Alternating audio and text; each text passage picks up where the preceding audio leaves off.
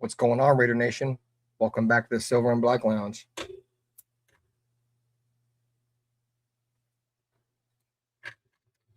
This is the home of the Just Win Baby podcast.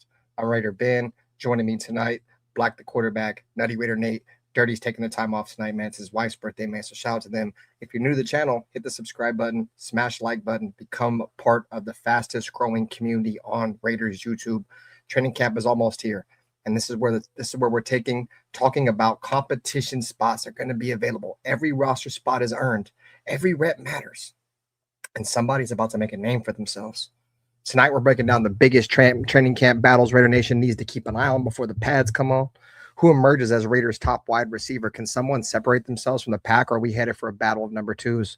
Who's stepping up in the secondary? There's jobs up for grabs. The competition's going to be fierce. We'll also talk about the offensive line, who's going to protect the quarterback, and who earns those starting jobs in week one. Every year, there's that one player nobody is talking about until training camp starts.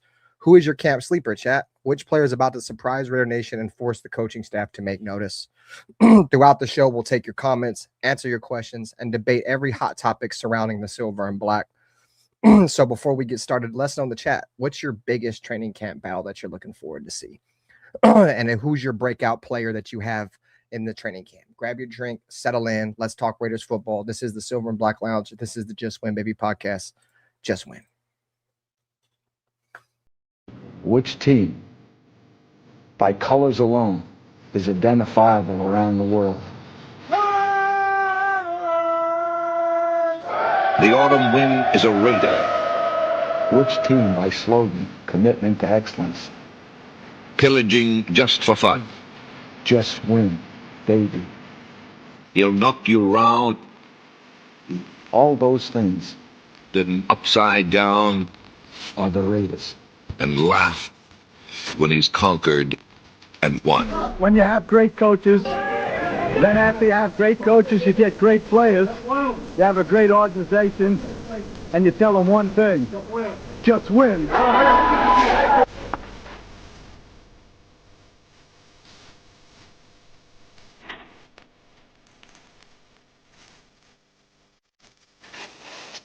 He's blown up. Raider.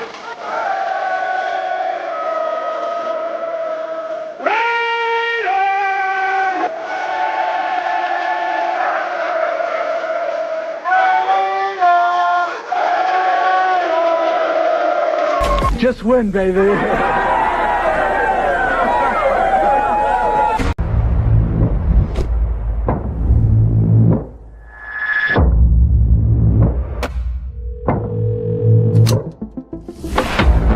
greatest offseason for a single team in NFL history. Raiders not only have the number one overall pick, they have taken every single round of the draft. Welcome to the dark side, my friend. Let's go, baby. Raiders select Ashton Jenkins. Bowers made the catch. Reached the ball. Touchdown.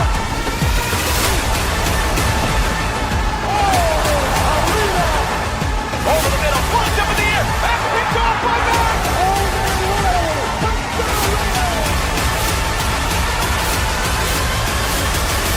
The greatness of the Raiders is in its future.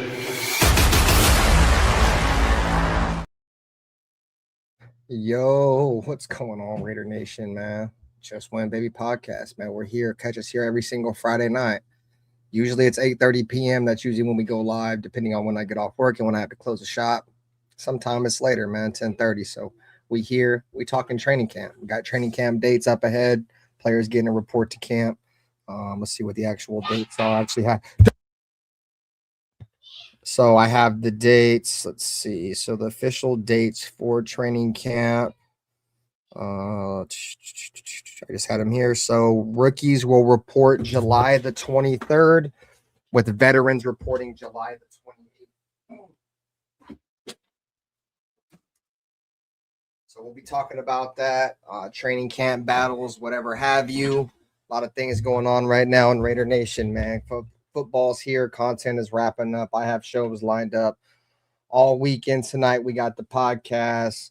Tomorrow night it'll be a Severe Raider off Akasi Raider talking Max Crosby. And then Sunday night, we'll also be talking a little bit about Max Crosby. So we have Saturday night show. Tomorrow night show will be Max Crosby being ranked the 4th best edge rusher in the National Football League. And then Sunday's show is going to be reacting to the little 49er fan that walked up to Max Crosby and wanted to apparently recruit him to the Raiders. So those are the shows that are on the docket for this weekend. Like I said, appreciate you guys for coming through as always, regardless of what channel you may be watching this show on. You might be watching on the Silver and Black Lounge with Raider Ben. You may be over there on Business Decision Sports with the homie Black. You might be in the Loaded Box with Nutty Raider Nate. But wherever you are watching this show from, man, we really do take very, very much appreciation of you guys coming and hanging out with us, because like Dirty says, bro, and it's true, and you feel me, shout out to my man, there's a million other things y'all could be doing on a Friday night, bro. You're tapping in with Raider Ben, you're tapping in with Nutty Raider Nate, Black the quarterback, Dirty Raider, man, and we gonna come here, we gonna try to keep you guys as entertained as possible, as informed as possible, and hoping that you leave this show, man, like, man, those guys actually know their shit a little bit. You go around, you tell your friends, you feel me, hey, check out the Silver and Black Lounge, check out the Loaded Box, check out Business Decision Sports, check out, you feel me, the Natural Born Raiders podcast. Share it out to your friends, hype up these live streams, man. That hype button is the new thing to really push channels nowadays, guys. So if you're catching the replays, there's now a hype button. You're only allowed to hype up so many live streams during the week. I hope you guys are taking at least one of your hypes and hyping up this show. It really means a lot. Like I said, man, we put in a lot of work. We got a lot more work to do, bro. Nothing is finished. You feel me? We are just beginning. I'm trying to get back into my form again. You guys know me, bro. Like, once I'm locked in, I'm locked in. You know what I'm saying? And I'm getting there. I'm going to start slowing my talking down. I think a lot of me not being able to talk right is because I talk too fucking fast. So let me slow my talking down. Let me get back into being relaxed, get my anxiety out of the way, man. We're going to have some great content. I'm looking forward to you guys being part of it as always, man. What up with you, Black? What up, Jody? I seen you and the Good Raider over there having a nice little conversation. It was like a little hour and a half joint or something. Yeah. This is my 3rd live today. So y'all hit that like button, because don't nobody go harder than we do. Yeah, man.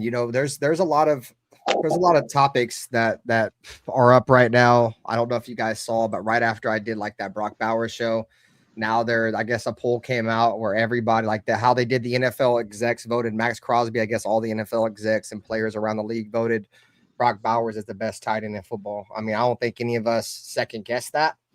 But after a great season by Trey McBride, and I didn't even know he was that good. After that dude had like 120 something receptions, broke the record, had like almost 1,300 receiving yards or something like that, bro. Like 1,200, something like that. We went over the shit yesterday, bro. Crazy. So, even after a great season like that with Trey McBride, for them to still feel that way about Brock Bowers, like I said, we never doubted. I never doubt. I know who the best tight end is in the league, but even after missing so many games, bro, to see that Brock Bowers still gets that recognition, I think means a lot. You know what I'm saying? Especially because he's still young in his career, bro. Brock's only been in the league. This is only his 3rd season. You feel me? So getting those kind of honors means a lot early.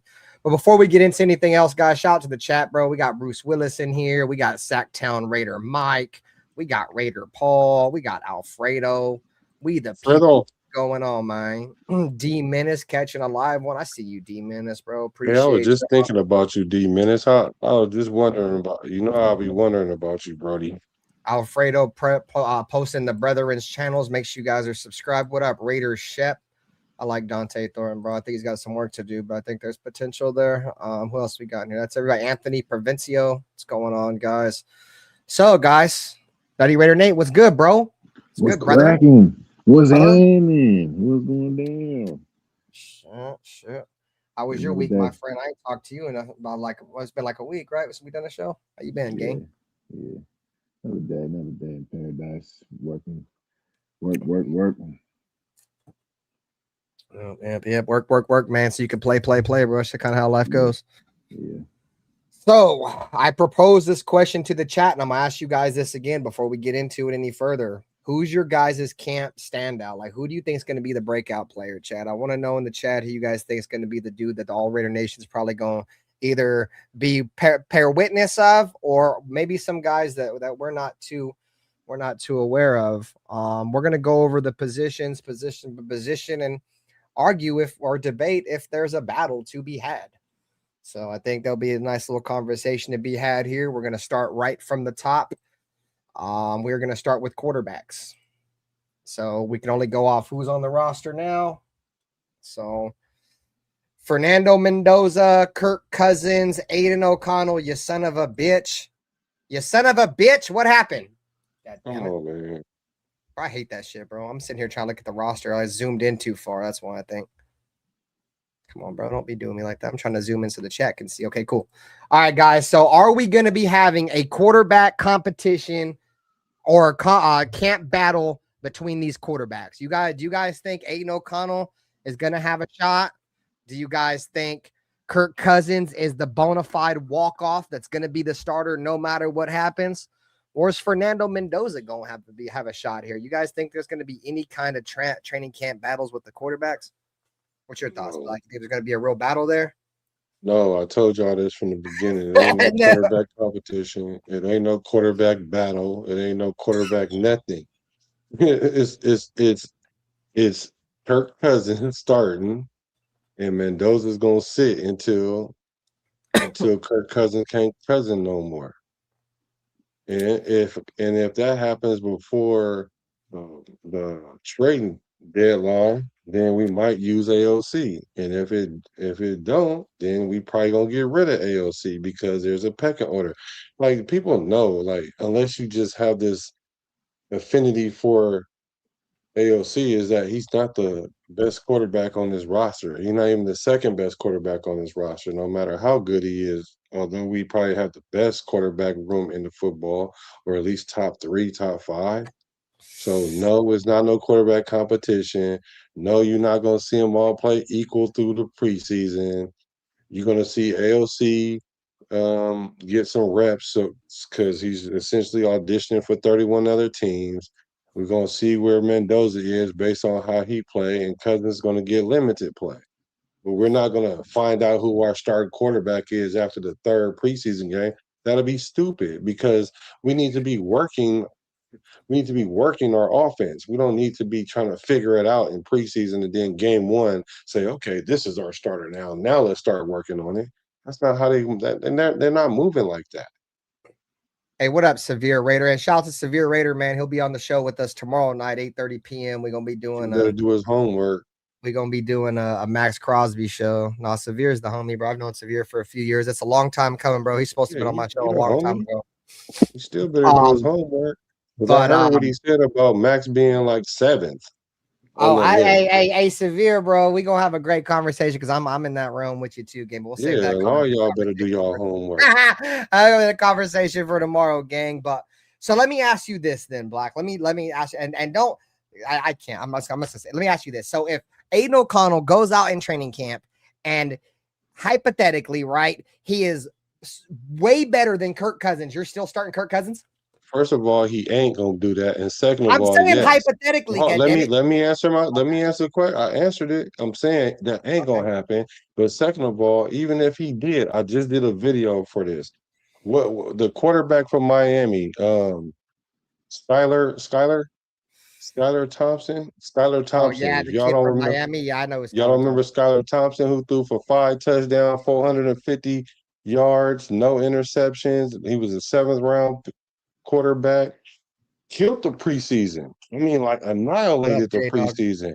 And then Tua got hurt. Then Teddy Two Gloves got hurt, and they stuck him in the game. And guess what? The boy threw for like 200 yards or 400 yards in 7 games, had more interceptions than touchdowns, and it don't translate because preseason is not regular season. I'm sorry, they don't even run the same kind of defenses in preseason. So even if Mendoza go out there and throw for 6 touchdowns, which would be a record, and he throw for 500 yards with no interceptions, no, he ain't gonna start. I'm not just saying in games. I'm talking about like training camp, like in practice. I don't care. No, significantly better. I don't care about the preseason. No, because the preseason games mean more than practice. Like practice is one thing. I mean, that Ram Yeah, scrimmage is gonna tell us all we need to know about this team. no, it's We have a not. scrimmage. We have, A yeah, bro. scrimmage, That's gonna be bro. our Have old you ever time. We're gonna be attacking have the you other ever been team. in a scrimmage? Have you ever been in a scrimmage before during football Yeah, season or yeah. camp or anything like And that?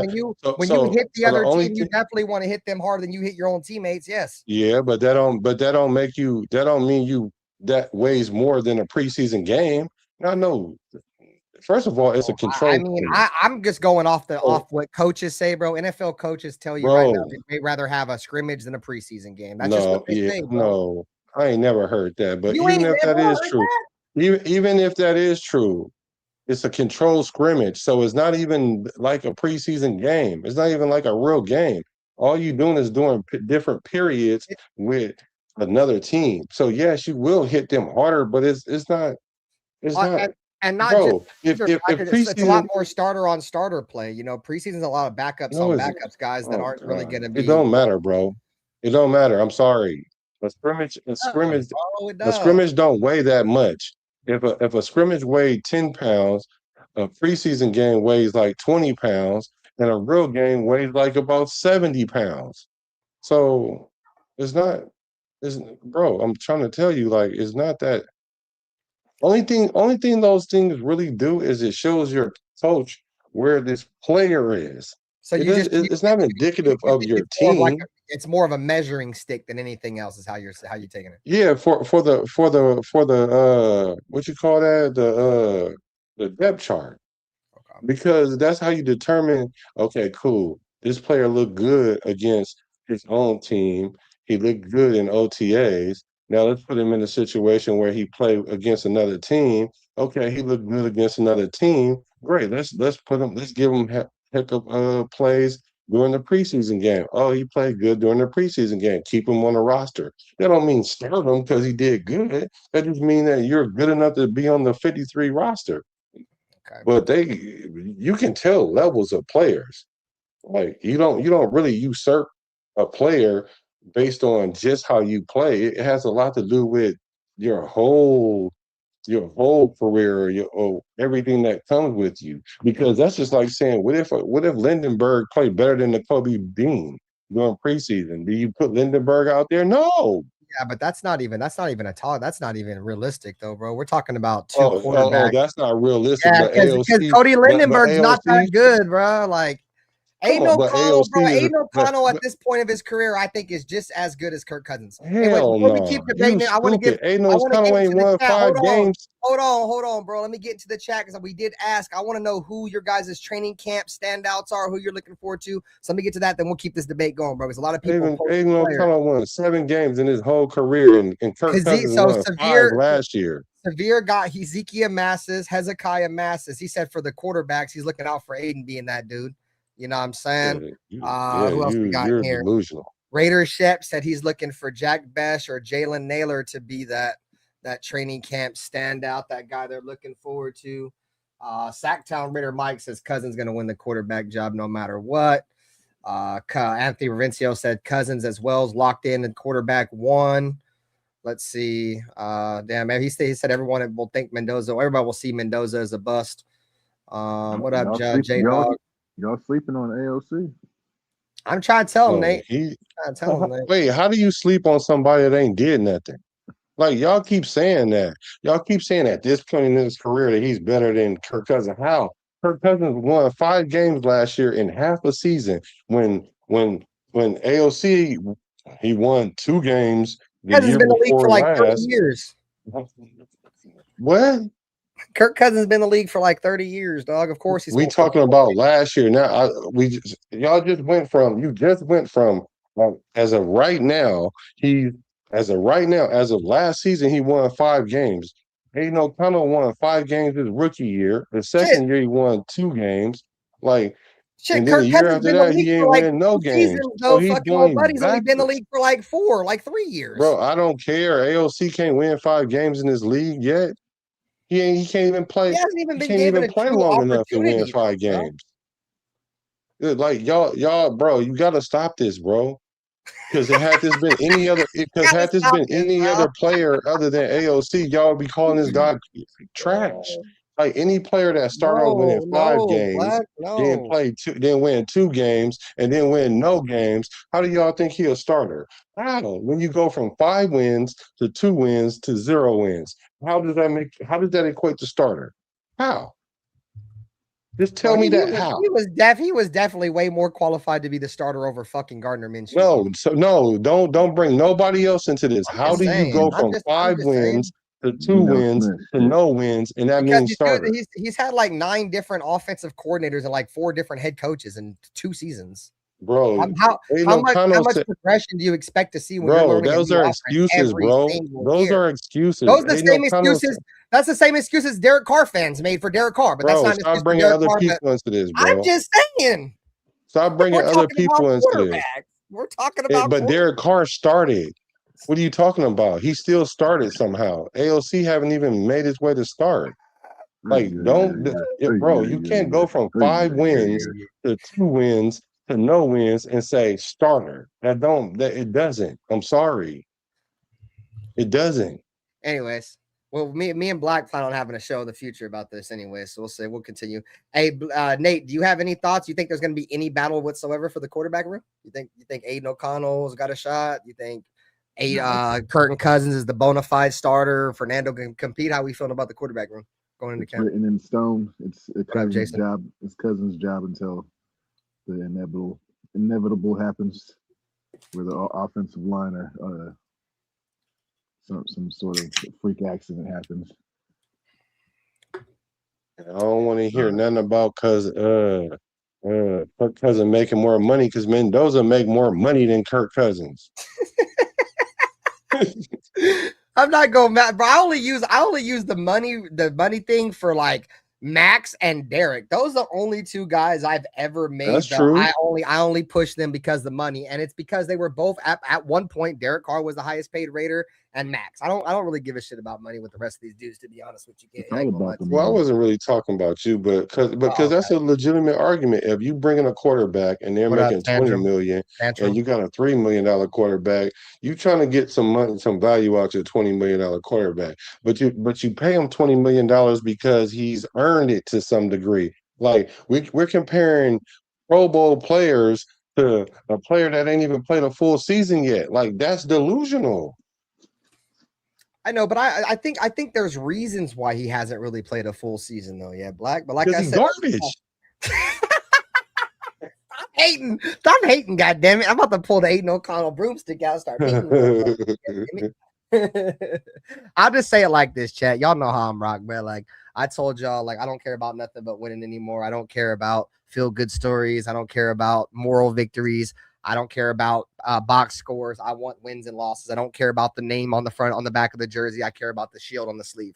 So regardless of any of that shit, dude, regardless whoever is the better player, may the best man win. And I think we will, especially when you have a quarterback guru type offensive minded head coach. He's going to be able to diagnose, obviously, who's the best quarterback. So that's one benefit about having Clint Kubiak, is that on top of the fact, I actually like that we have a quarterback battle. I think that's going to bring more competition to the team, right?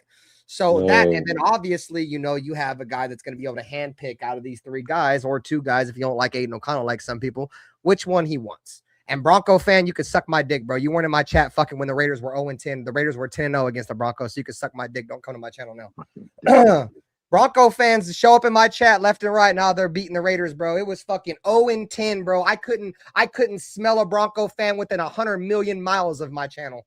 Now these motherfuckers coming about the woodwork. Yeah, the Broncos are on top. How's your quarterback's ankle doing, bud? Fuck out of here. Fuck out of my chat. Man, AOC look good in camp every year. They say all the right things about him in camp every year, but what y'all don't understand is camp is not regular season. Like, stop thinking regular season is indicative of how good you play in the regular season. I just told y'all that this dude that just went in there in the preseason and had the most prolific preseason ever, and he didn't even have 5. He wasn't even 500. Like, I think he was like 2 and something. I think certain quarterback. I mean, there has been some quarterbacks that have won their job in the preseason though. Black. I mean, he may have not done it. That's because the 2 quarterbacks are close to each other. It's not because you're not going to take a third string quarterback and he going to take the starter position because he played good in preseason. When does that happen? I don't remember. Do you think that Aiden O'Connell is better than Jimmy Garoppolo? Yes. At the time we had them both. Yeah, I thought he was better than fucking Jimmy Garoppolo. Remember Devontae Adams was damn near calling for Aiden O'Connell. He wanted the kid to play. He didn't want to catch passes from Jimmy Garoppolo anymore. You want to know why? Because Jimmy Garoppolo couldn't throw past 20 yards. That's why. I wouldn't want him to throw to me either. I was just answering the question. He's a better quarterback. That just means Aiden can throw further. Just answering the question. Like, first of all, let me tell you something. As a wide receiver, you don't know nothing about quarterbacking. He just wants somebody to throw him the ball. He don't know about quarterbacking. So I'm not listening to no wide receiver tell me about quarterbacking. And I played both of them. And I was a better wide receiver than quarterback because I was an all-conference wide receiver. And I didn't understand until I played quarterback how difficult it actually was and how little that you really pay attention to the receiver like that. Like, he just wanted the ball. That's all that was about. But to answer your question, I would say Aiden O'Connell was better than Garoppolo at the time. But I wouldn't have started him over Garoppolo, though. Why? That don't make sense. Why not? I'm about to tell you why. I keep telling y'all this all the time because no matter how injured Garoppolo is, I know he has the capability of starting 12, 13 games because he's done it before. We haven't seen AOC do that. He started 10 games his rookie season. Then the second year, he got broke up, went 2-5. And then the year after that, he went 0-0 because he was unavailable. Like, that's going backwards. Like, don't tell me that this guy is better than this guy. They both garbage. But I'm gonna go with the one I know at least can make it through the maze, even if he went through it. I don't know what AOC can do. Because he's been showing us something different. He's been showing us he can. Provencio is doing all kinds of hating on Mendoza in the chat. Mendoza's a buster ass Mendoza. I bet he's third string. Who is that? That's Anthony Provencio. You gotta lay off the fucking 211s, Anthony Provencio, dude. You're getting real emotional right now, bud. Yeah, I met AP last year in real life in LA. This year too. He's cool. But yeah, man. Old man Kirk. Old man Kirk had. Oh yeah, I'm not even about to answer his.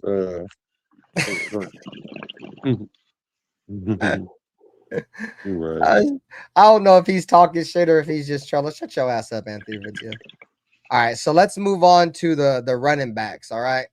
So I think this is the one running back room where I don't think there's going to be any argument about this is going to be the one position. I don't think there's going to be any argument about who's going to be the number one.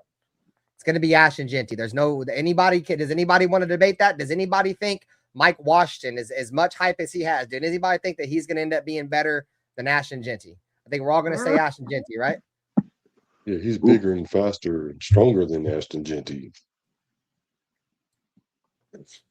I mean, at the combine, yeah. I mean, but that shit ain't nothing but dudes running in underwear. I think this is for a go. I think the battle is going to be for that third position.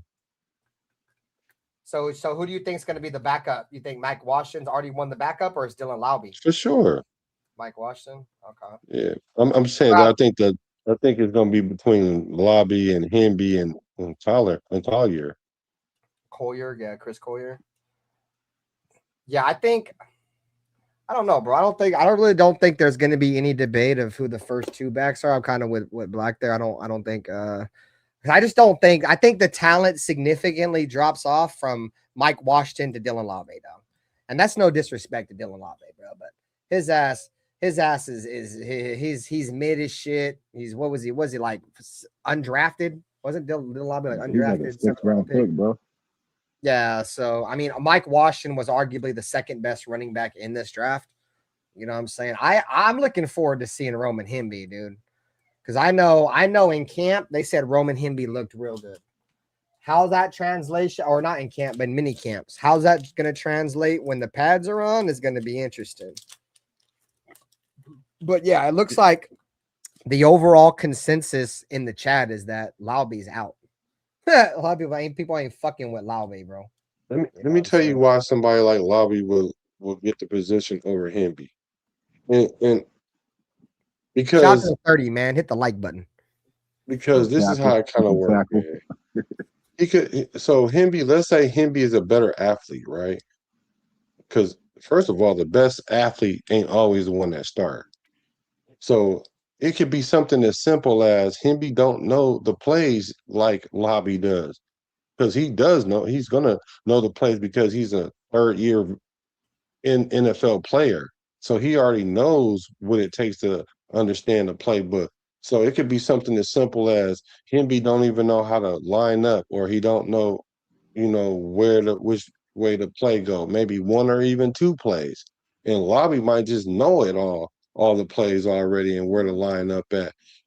Only time it really becomes a competition is if y'all both on the same intellectual level and it comes down to the physicality of it, or it comes down to who break the most tackles in practice, or who scores more. And even that is subjective because it's not about stats when it comes to that. It's about, can I get this player to do, what does this player do very, very well? So when I put him in the game, I can expect that.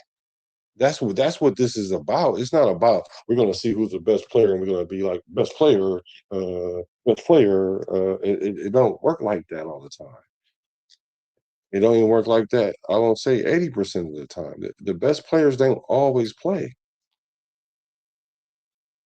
So you guys Coach think cannot even like your attitude because you have a bad attitude and you could be the better player, but this other coach can be in all the meetings and be on time and be respectful and say hi to the garage attendant and just easier to get along with. That player might play before this other player because of the synergy. And I agree. That's one thing I've been saying too, Severe, is that, and Sacktown Raider Mike said too, is that I think that's probably the only way Laube will make the team is because of the special teams, bro. Because I mean, he's not a great returner, but he's pretty good. He's pretty good fielding kicks and playing gunner and shit like that. He can tackle. That's what Nate said too. Is that the difference between him and Hemby is that we know Laube can tackle on special teams. We don't know if Hemby can yet.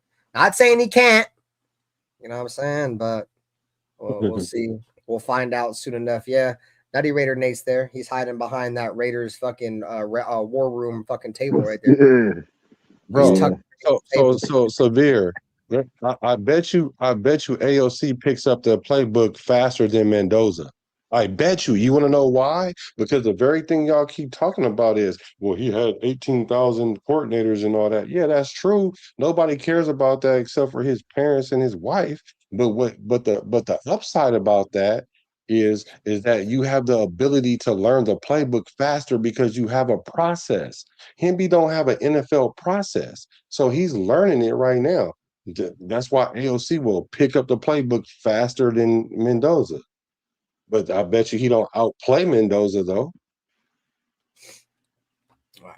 So let me ask you guys this, chat. If we got to keep 3 running backs, who's the third running back? If I got to ask you guys, is it going to be Roman Hemby, Dylan Laube, or Chris Collier? You only get to pick one. And who do you guys think the Raiders are going to pick? I think something tells me, bro, they're going to keep Laube, bro. I think Laube's going to find a way to stay on the roster, dude.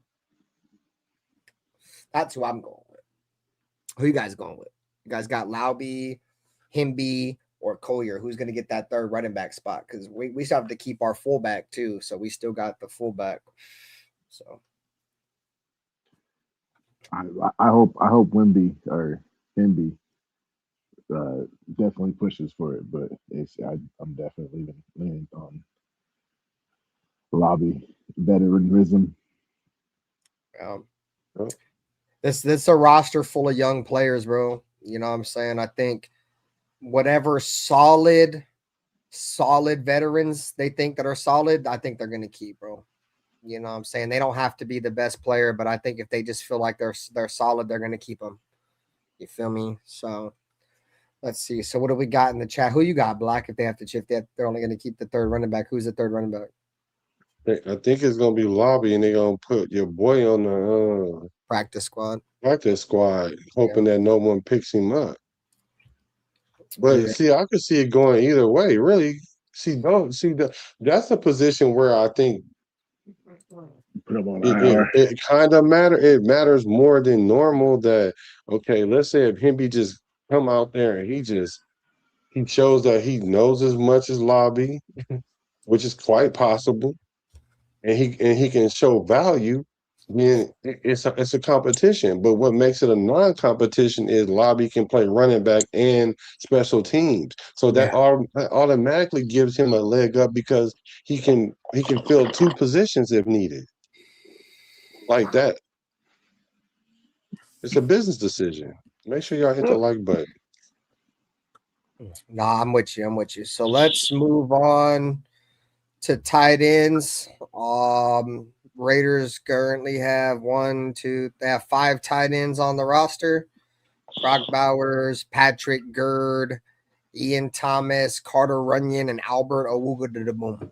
How the fuck you say that name? I know I just butchered that the shit, but that's fine. I'm allowed to do that. Albert Owugadeboom. Albert Owugadeboom Jr. Oh yeah, we're gonna call him OK. Albert OK. Yeah, Albert OK. So I don't know why they don't have Brock Bowers on here, but Brock Bowers obviously on here. So we got Brock Bowers, Patrick Gurd. Who's Patrick? Patrick Gurd. I don't know. He's a rookie from Cincinnati. So this is Ricky Cincinnati, probably like undrafted or some shit. All right, so I don't know. Brock Bowers for sure. And Michael Mayer ain't even on here. Okay, I don't know how much I trust this now. I just realized Michael Mayer ain't on here. Matter of fact, where did this come from? This is just a Google search of like Copilot 2026 Las Vegas. Yeah, they fucked that shit up. Well, at least we know who the running backs are and the quarterbacks are. That we know for sure. So let me see. The reason why I don't like using the Raiders website because it's not in by position, bro. I think it's in alphabetical order, bro. Yeah, then you gotta scroll all the way through it. Ass, bro. So now I gotta go. You could sort by position though. How? Can you? We'll go alphabetical order. So push the position in. Oh yes, you can. You smart son of a bitch. You know what? You Kiss. know what? Give me kiss. I kid. No, I'm not kidding. Give me kiss. All right, so we're on tight ends. Okay, so here we go. All right, so we have. Let me zoom in some chat. Sorry, guys. Okay, no, that's better. Okay, so tight ends. Ian Thomas, Carter Runyon, Albert OK, Michael Mayer, Patrick Gurd, and Brock Bowers. I'm hella mad that we really know how to do that now. I didn't even know that, Dirty. Yeah, I didn't know that neither, bro. I didn't know that, bro. That's why I'm giving him kiss. So you guys think who you guys got making the roster? I got Brock Bowers, Michael Mayer, and Ian Thomas. I think they're going to keep 3, and I think that's going to be the 3 they're going to keep. Also, because we do have a fullback, so we got to keep that in mind too. Yeah, that's true. Yeah, they signed Ian Thomas to be a blocking wide receiver. Like that's what he's known for. Like you can say he's weak or whatever, but it's not. It goes. I mean, and I agree with you, Tavir. I agree. But the thing is, it's about what you need that player for. We need him to block. We need somebody that ain't gonna get mad because we ain't throwing him the ball. Bro, he's mid as fuck when I block him. Yeah, he's mid, but he serves a purpose. Like I said, what is it that you do well that I put you on the field? I can rely on that. And Ian Thomas, we can rely on him blocking. I mean, yeah, but it's average. It's not like it's not replaceable. The point he's trying to make is I agree because I like Carter Runyon too. I think Carter Runyon. I don't know if he can block as well. We'd have to let him get some playing time to find out. But I couldn't imagine it being that much more worse. You don't think they know? Ain't a great blocker. He's average. No, you can't say that. Oh my God. I mean, he's not Lee Smith. I mean, Lee Smith is a blocking tight end. He's not Lee Smith at all. That's what I'm saying. And we're talking blocking tight end. I want a Lee Smith. I don't want an Ian Thomas. He's got size on him to make him effective enough. Is Carter Runyon Lee Smith? No, but he's bigger. Well, then what is y'all talking about? Bigger than him. He's bigger than. So what? I mean, like Carter Runyon probably don't block better than Ian Thomas. Well, we'll never know because I think he was a rookie last year. No. Well, that's nice. That's even more. Yeah, Carter Runyon looked nice in the preseason, but I was fucking with Carter Runyon. Okay. Once again, I keep telling y'all about how y'all waive preseason games. I don't care about preseason. I'm just saying he looked nice in the preseason. I don't give a fuck. It is what it is. If he makes a team, he makes a team. If he don't, he does. The point I'm trying to make is that, and the only time he's ever got a chance to get out there and play black, he's looked all right. I don't care about it. Probably, I know it don't hold no weight, but we can only judge him off when he's played, which has been the preseason, and against guys that were similar of his skill level, he played decent against. That's the only time you and I can gauge that. But you don't think that they know how well that this person can block? Like it doesn't. They got tape on the guy. Like it's not like he's gonna. It's not like they pulling them fresh out the package. Like they know what the guy is. That's the reason why he's on the team. If I'm being real, they gave that fool a nice contract, Ian Thomas, bro. He's making below average. Why did they give it to him? Because they know what he could do. They don't just give it to you because your name Ian. It was fucking Pete Carroll when he did a bunch of dumb shit. No, because he got released and they re-signed him. He's got they re-signed him. He don't even know half the shit he did. Bro, he only had 1 year contract. They re-signed him. They went out and re-signed him. The Raiders re-signed Ian Thomas this year? Yes. Oh. They went and got him. He was gone. I'm not a fan. And he wears belly jerseys, dude. Any grown-ass man that wears a belly jersey, he could have left. I wouldn't have. My boy wears a belly jersey, dude. Like, I'm done.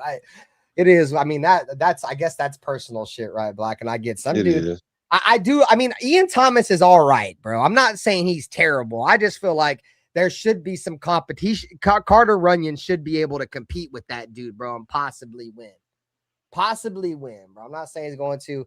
I only seen Ian Thomas in one press conference, dude. He was in a press conference in a belly jersey, dude. I was like, yeah, I'm trying to turn this off. You don't know nothing about that. That's before your time. And they bringing that's cool. That shit weird to me.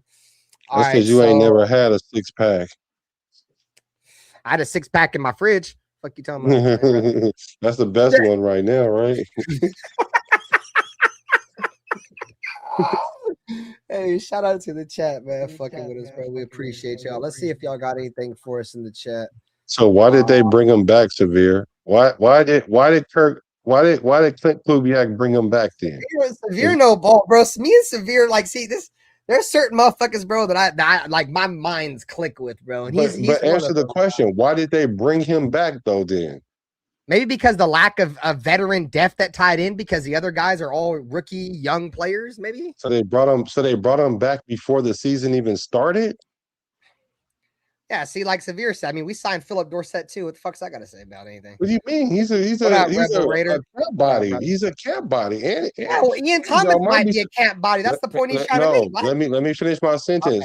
Okay. And what y'all don't, and I'm not. I know we both cutting each other off. I'm just saying this is what I'm saying. As far as him, he has an actual shot to actually kind of make special teams, or he actually knows how to play the position of wide receiver because he's played on different teams. Ian Thomas is a tight end, bro. He's not playing no wide receiver. Bro, you just said Philip Dorsett. Oh, you're talking about Dorsett. Okay, sorry. Yeah. So I'm just saying, this is not a black thing. What I'm saying is y'all can say what y'all say about Ian Thomas, right? But this regime went out and got him. They went and got him before they could have waited. They could have waited, but they wanted him to be in camp. Yeah, sure. He might not be up to y'all standard of what it is, but honestly, Kubiak is like, I could use him to do something. And that's something that he need him to do. That's all he needs to do. He don't need to come in and catch. He don't need to come get 4 or 5 touchdowns. He don't need to do none of that. We just need you in 13 personnel and keep that DN off our quarterback. That's what we need you to do. So this is my thing, bro. This is my thing, dog. I feel like if you get Clint Kubiak as your coach, regardless of what position you play on offense, dude, he's going to make you better.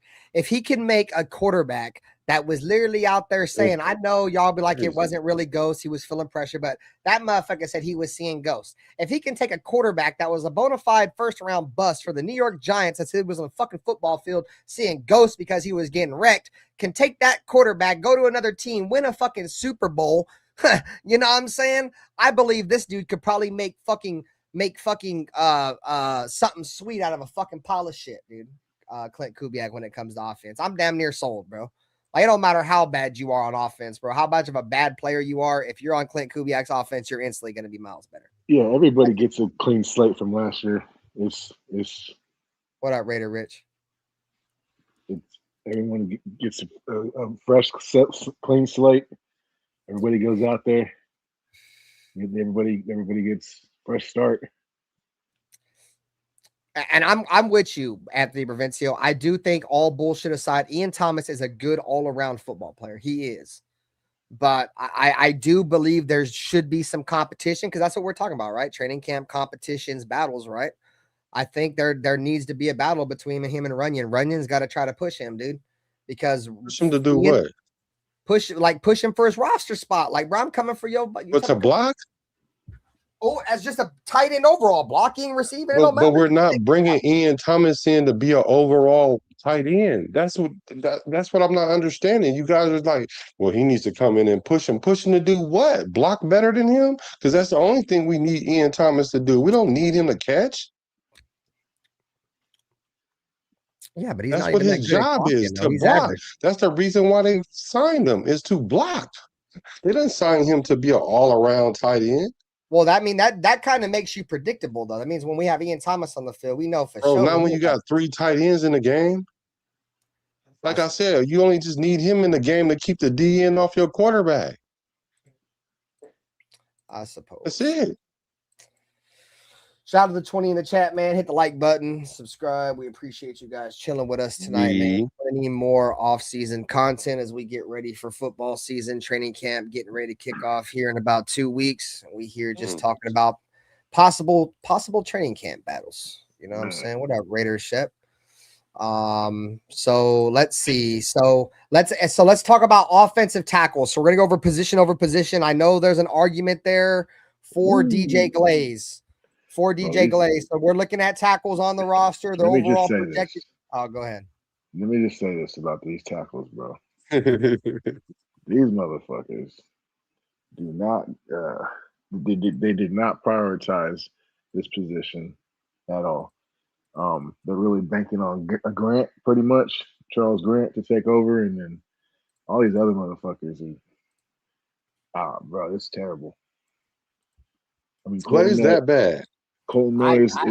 I don't think he's that bad. I mean, he had a terrible year last year. Numbers will say otherwise, but I'm willing to make a couple excuses for a young football player, especially when that young football player had fucking old buddy Brennan Carroll. I think Glaze gets a fresh start. Everybody gets a fresh start. Yes, I'm with you. So that's what I was saying earlier.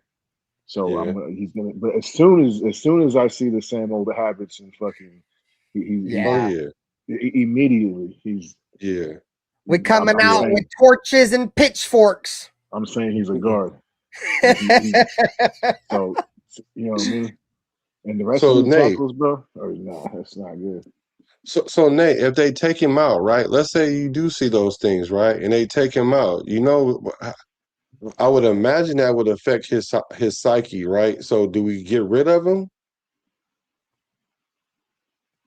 Well, you kick him in the guard, I'd say. Yeah, some people did say they feel like he's a better guard than he is a tackle. I'd say you kick him in the guard. So, but then he got to compete with like 4 other guards. So I hate to cut you guys off, but before we keep going to shit, Raider Rich did drop a super chat real quick, and it's about the tight end group that we just talked about. So I don't want to move on too much past. It's almost time to pay him. So I don't think we pay him. So there's your answer. Ooh, oh yeah, right. DJ Glaze. Yeah, after next year he's due for a contract. So Raider Rich this is about regarding the tight ends. He said, "Is that why we have Michael Mayer is for blocking?" No, Say that again. I think because we're talking about blocking tight ends. He's wondering is Michael Mayer going to be that blocking tight end? Is that our expectations for Michael Mayer? Oh no, he said isn't. He said isn't that why we have Michael Mayer for blocking? No. See, all our tight ends going to need to block this year for sure. Okay, but what it's going to be is it's like even Brock Bowers needs to block this year, but he don't need to block as much as Mayer. And Mayer don't need to block as much as Ian Thomas. But Mayer is probably a better blocker than Brock Bowers. Oh, Michael Mayer is definitely a better blocker than Brock Bowers. Brock Bowers, I'm not trying to say Brock Bowers is a terrible blocker, dude, but nobody on your team is expected. Georgia didn't even expect him to block. You know what I'm saying? Like you got Brock Bowers, he's not blocking. You feel me? Like Yeah, we don't need you to block, bro. Yeah, because now you got you're probably your best offensive weapon taking unnecessary hits. They don't want you to hit him off the line of scrimmage. They just want free releases all day. You know what I'm saying? I think that's another thing that makes Brock Bowers so special is that he's so great, bro, in terms of his route running, his cuts, everything is so great about just how he operates as an offensive player. I mean, Kubiak said it himself, bro. He's an offensive robot sent from the heavens. You know what I'm saying? I've called him a unicorn. That was my statement for Brock Bowers. He's a unicorn, bro. When you play tight end, bro, like most defenses are giving you free releases, bro. Like there's very many teams that hit inline tight ends. You know what I'm saying? Why you think Travis Kelce's been killing the league and all these other tight ends, Rob Gronkowski? Too big. They're too big. Yeah, if you don't hit them off the line, which is extremely hard to do, you're pretty much going to fry you. That's why when everybody be like, well, why is Kelce wide open when everybody knows he's going to get the ball? And why is Brock Bowers always open when he knows he's going to get when the team's always, it's because how fast he gets off the line, bro. Like he's off there. Like by the time the quarterback hikes the ball, this motherfucker's already crossing the field in a crossing route already. Like he's not getting touched. Most wide receivers are getting touched or something. Tight ends, inline tight ends for the most part, never get bumped.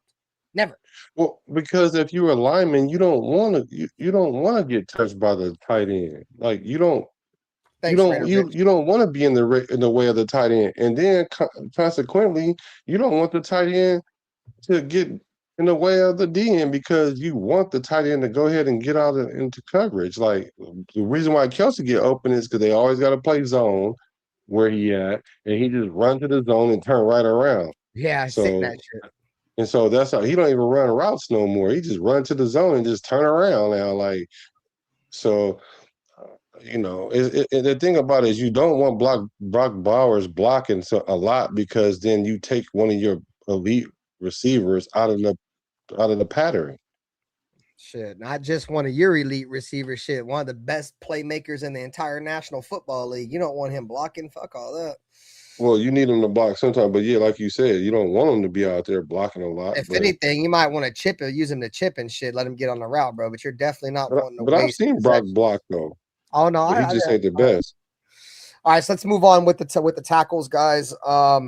So I don't. There might be a competition there. Well, I look at the right tackle between Charles Grant and DJ Glaze. Like, I'm willing. I do think Charles Grant is decent. I mean, not Charles Grant, but DJ Glaze. I'm willing to give him just a little bit of a nudge for last year, man. You know, a lot of players that come into year one, they have some kind of success. Usually teams in year two, they'll figure them out a little bit and they get exposed. I think that happened to DJ Glaze. I think that teams went to the offseason, they seen his weak points and they exposed him a lot this year. And on top of that, he had Brennan Carroll. You know what I'm saying? So I can go on and on about it. So I'm willing to see how he performs this year. But I do believe if the hype is real, and I hope it's real with Charles Grant, because we traded down and we passed up on a couple better receivers than Jack Besh to take Charles Grant and Carlos Rogers. So if Charles Grant can go out there, bro, and really compete with DJ Glaze, I'd be excited for that, bro, because I didn't want Jack Besh. I wanted receivers that were before Jack Besh, and the two guys that we traded down for Jack Besh never even really got in the field last year till the end of the year. If this guy, Charles Grant, can come in training camp and truly compete for the right tackle position, which, you know, there's hype around it. There's off-season hype. They're saying that he might be decent. I'm all here for. I'm here for it, bro. Like I really am, because we need something to pan out. If Jack Besh don't pan out, which I think before it's said and done, he's gonna have to play tight end. I really don't think he's gonna be a successful wide receiver in the NFL. That's just my opinion. We have to see how it pans out. But if Charles Grant can come in and be a starting tackle for the Raiders, and we don't get nothing out of Jack Besh, shit, I'll kick my feet up, cool, bro, because at least we got a tackle. You feel me? But something tells me, bro, Carlos Rogers ain't gonna be good, or whatever his name is. Charles Grant ain't gonna be good. So, and Jack Besh ain't going to be good. I'm already thinking worst case scenario, because Jack Besh couldn't create separation against Caillou Blue Kelly, bro. If he can't create separation against Caillou Blue Kelly and Darian Porter, you're probably never going to create separation. So, yeah, I'm excited. Porter should be playing wide receiver. I'm excited for Charles Grant and DJ Glaze. I'm excited for him. Oh, that's so bad. Is that two second round draft picks? Yeah, DJ Glaze and Jack Bish. No. No, Jack. I'm confused. You just confused the fuck out of me. Sorry. Oh. So what did Severe said? Brock gives good effort as a blocker, but he's not really good at it. When you're that good of a weapon, no one gives a fuck how you are as a blocker. He said Kelsey ain't thrown a block in 6 years. That's a fact, right? That's a fucking fact. But Kelsey ain't played in this Kubiak offense either, where they require all the receivers to block now, though. Yeah, no, you're right. Jason Marshall says, do it all, Brock. So unpredictable. Need the run game to be more unpredictable as a whole offense. You guys seen Ashton Genty lately, bro? He looks fucking swole, bro. He looks like he's on a man on a mission. Excited for what he can be this year, bro. Dude was barely short of 1,000 yards behind probably one of the worst offensive lines I've ever seen for the NFL, and probably one of the worst offensive line I ever seen for the Raiders. I saw that video. He was talking about, I've been eating ice cream, cake, candy. I was trolling at first. I was trolling. But you see how young he looks, though? You gotta be eating protein bars and fucking chicken breasts. That's what I was trolling. I mean, every athlete has their cheat schedule, bro, where they go out there and they cheat on their diet, bro. You can cheat on your diet when you're not a Raider no more. I don't give a fuck. Severe said Brennan Carroll happened to DJ Glaze. I told people that the Nepo baby was a bum, and they said I was hating. No, I'm with you. I'm with you, Severe. That's the reason why I'm down to give DJ Glaze the benefit of the doubt this year. But we'll all see how it pans out. Like I said, I'm excited for competition. I feel like competition brings the best out of your players. Sounds cliche, but it's really true. May the best man win. Usually that always leads to winning in the NFL. And I think, talent level wise, compared to, a lot of Raider fans, they don't think DJ Glaze is very good. Some of them think Charles Grant's good. So it's going to be a battle. I think that's definitely going to be a battle at the right tackle position. We all know that Clint Kubiak said nothing is given. Everybody's going to have to go out and earn it. The shield was earned. You know what I'm saying? So shout out to the 20 people, man. Hit the like button, man. Spending some time late night on a Friday night with us, man. We appreciate you. As always, man, we come up with plenty more loaded content tomorrow night, 8:30 p.m. Myself, the boys, going to have Severe Raider on with us tomorrow night off of Kasi Raider. We'll be pulling up from across the pond. You know what I'm saying? And then Sunday, we're going to come on here. Shout out to Black for bringing it to my attention, man. Sunday we'll be on here. We'll be talking about a little Niner fan, the kid that went up there and tried to recruit Crosby. We'll talk a little bit about that, man. But yeah, plenty of loaded content. And then obviously as football season approaches, I'll be doing all the play-by-plays. We'll be here pretty much every day of the week. So I appreciate you guys. Get back to it, man. So appreciate it. So the one time I got on Mac's line, you was like, "Oh, really?" Who? Me. I got on Mac's line about that kid. Oh yeah. That's why I was like, oh shit, yeah. Hey, it's crazy because it was hella weird, bro. Like they sent some little kid up there, and the first thing the kid did was cuss. Right. What? What? Like, there's no way in hell this kid's like, yeah, Dad, I'm gonna go up there and cuss as soon as I see Max Crosby. That's cool, right? Like, yeah, it's weird. It is what it is, man. All right, guys. So we're moving on to offensive guards. We'll start with Nutty Raider Nate. Do you feel like there's going to be any competition? Who do you feel like is going to be competing for that other guard spot outside of Jackson Powers Johnson? Or do you even have Jackson Powers Johnson's penciled in as already being the starting guard? Yeah, bro. It's retarded that it's even a thing. He's a starter on any other team. If he's healthy, like I'm saying, they're hiding something from us and not telling us everything. So I'm assuming he's healthy until they tell me he's not. But he's the starter, and then I think Buford is going to be on the other side, which I think that should be flip flop. I think JPJ said it himself. He likes to play on the left side. He's shown he's played better on the left side, and yeah, and I think Bufford's probably a better right guard actually. So, you got Burford. Yeah. Hopefully they figure it out, and then Caleb Rogers backing him up or competing somewhere, and then no Jordan Meredith. Trey Zoom. Hey.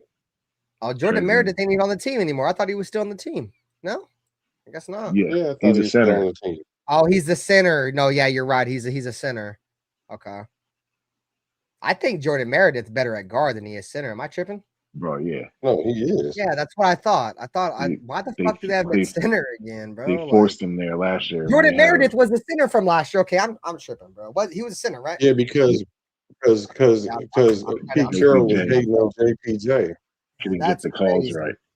Air quotes. Yeah, I Sorry, knew. that's I all was. bullshit. I be Asked second Meredith. guessing myself. Sorry. He asked Meredith about a player or two, and all of a sudden he wasn't smart enough. Like, what What up, Isolada? What was up you with you, supposed to brother? do?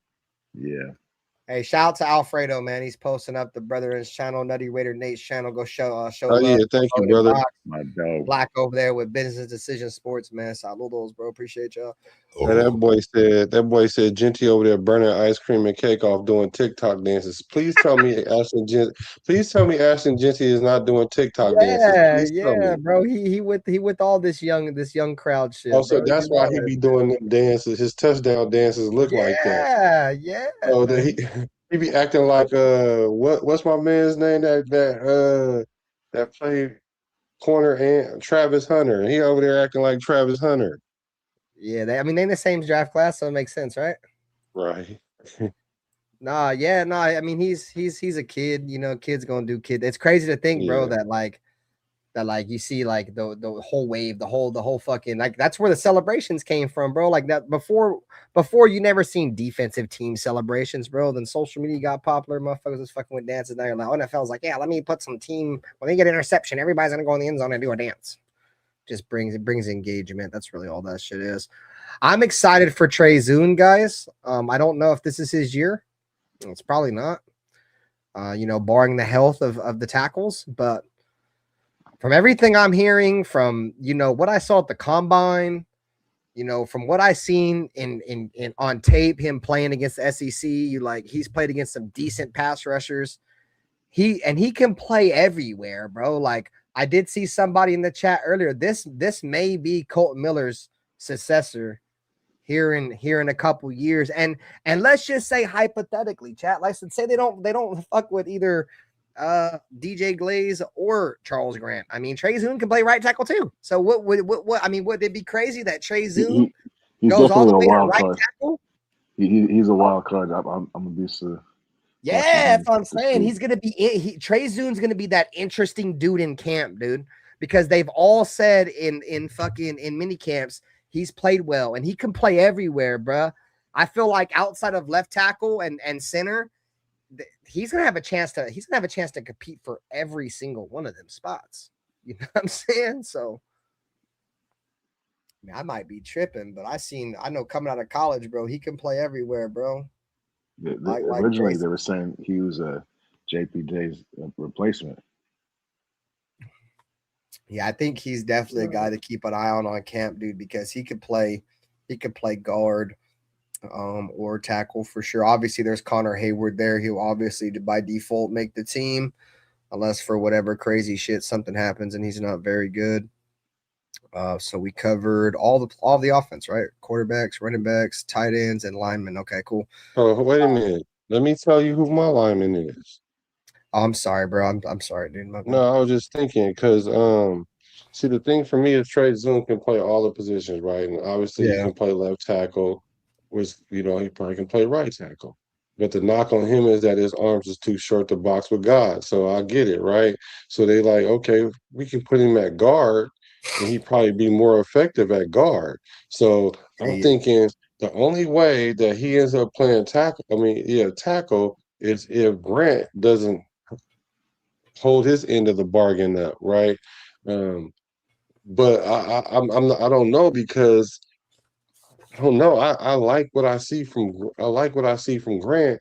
It's just that to me, that experience that Glaze has, that it's kind of like you say, then everybody got a clean slate too. So it's kind of like he has to fall from grace in order for him to lose his position. Now, can he lose it in the season? If he started giving up a gang of sacks like he did last year, yeah, he can lose his position. But I just don't think starting the season off, he'll lose his position.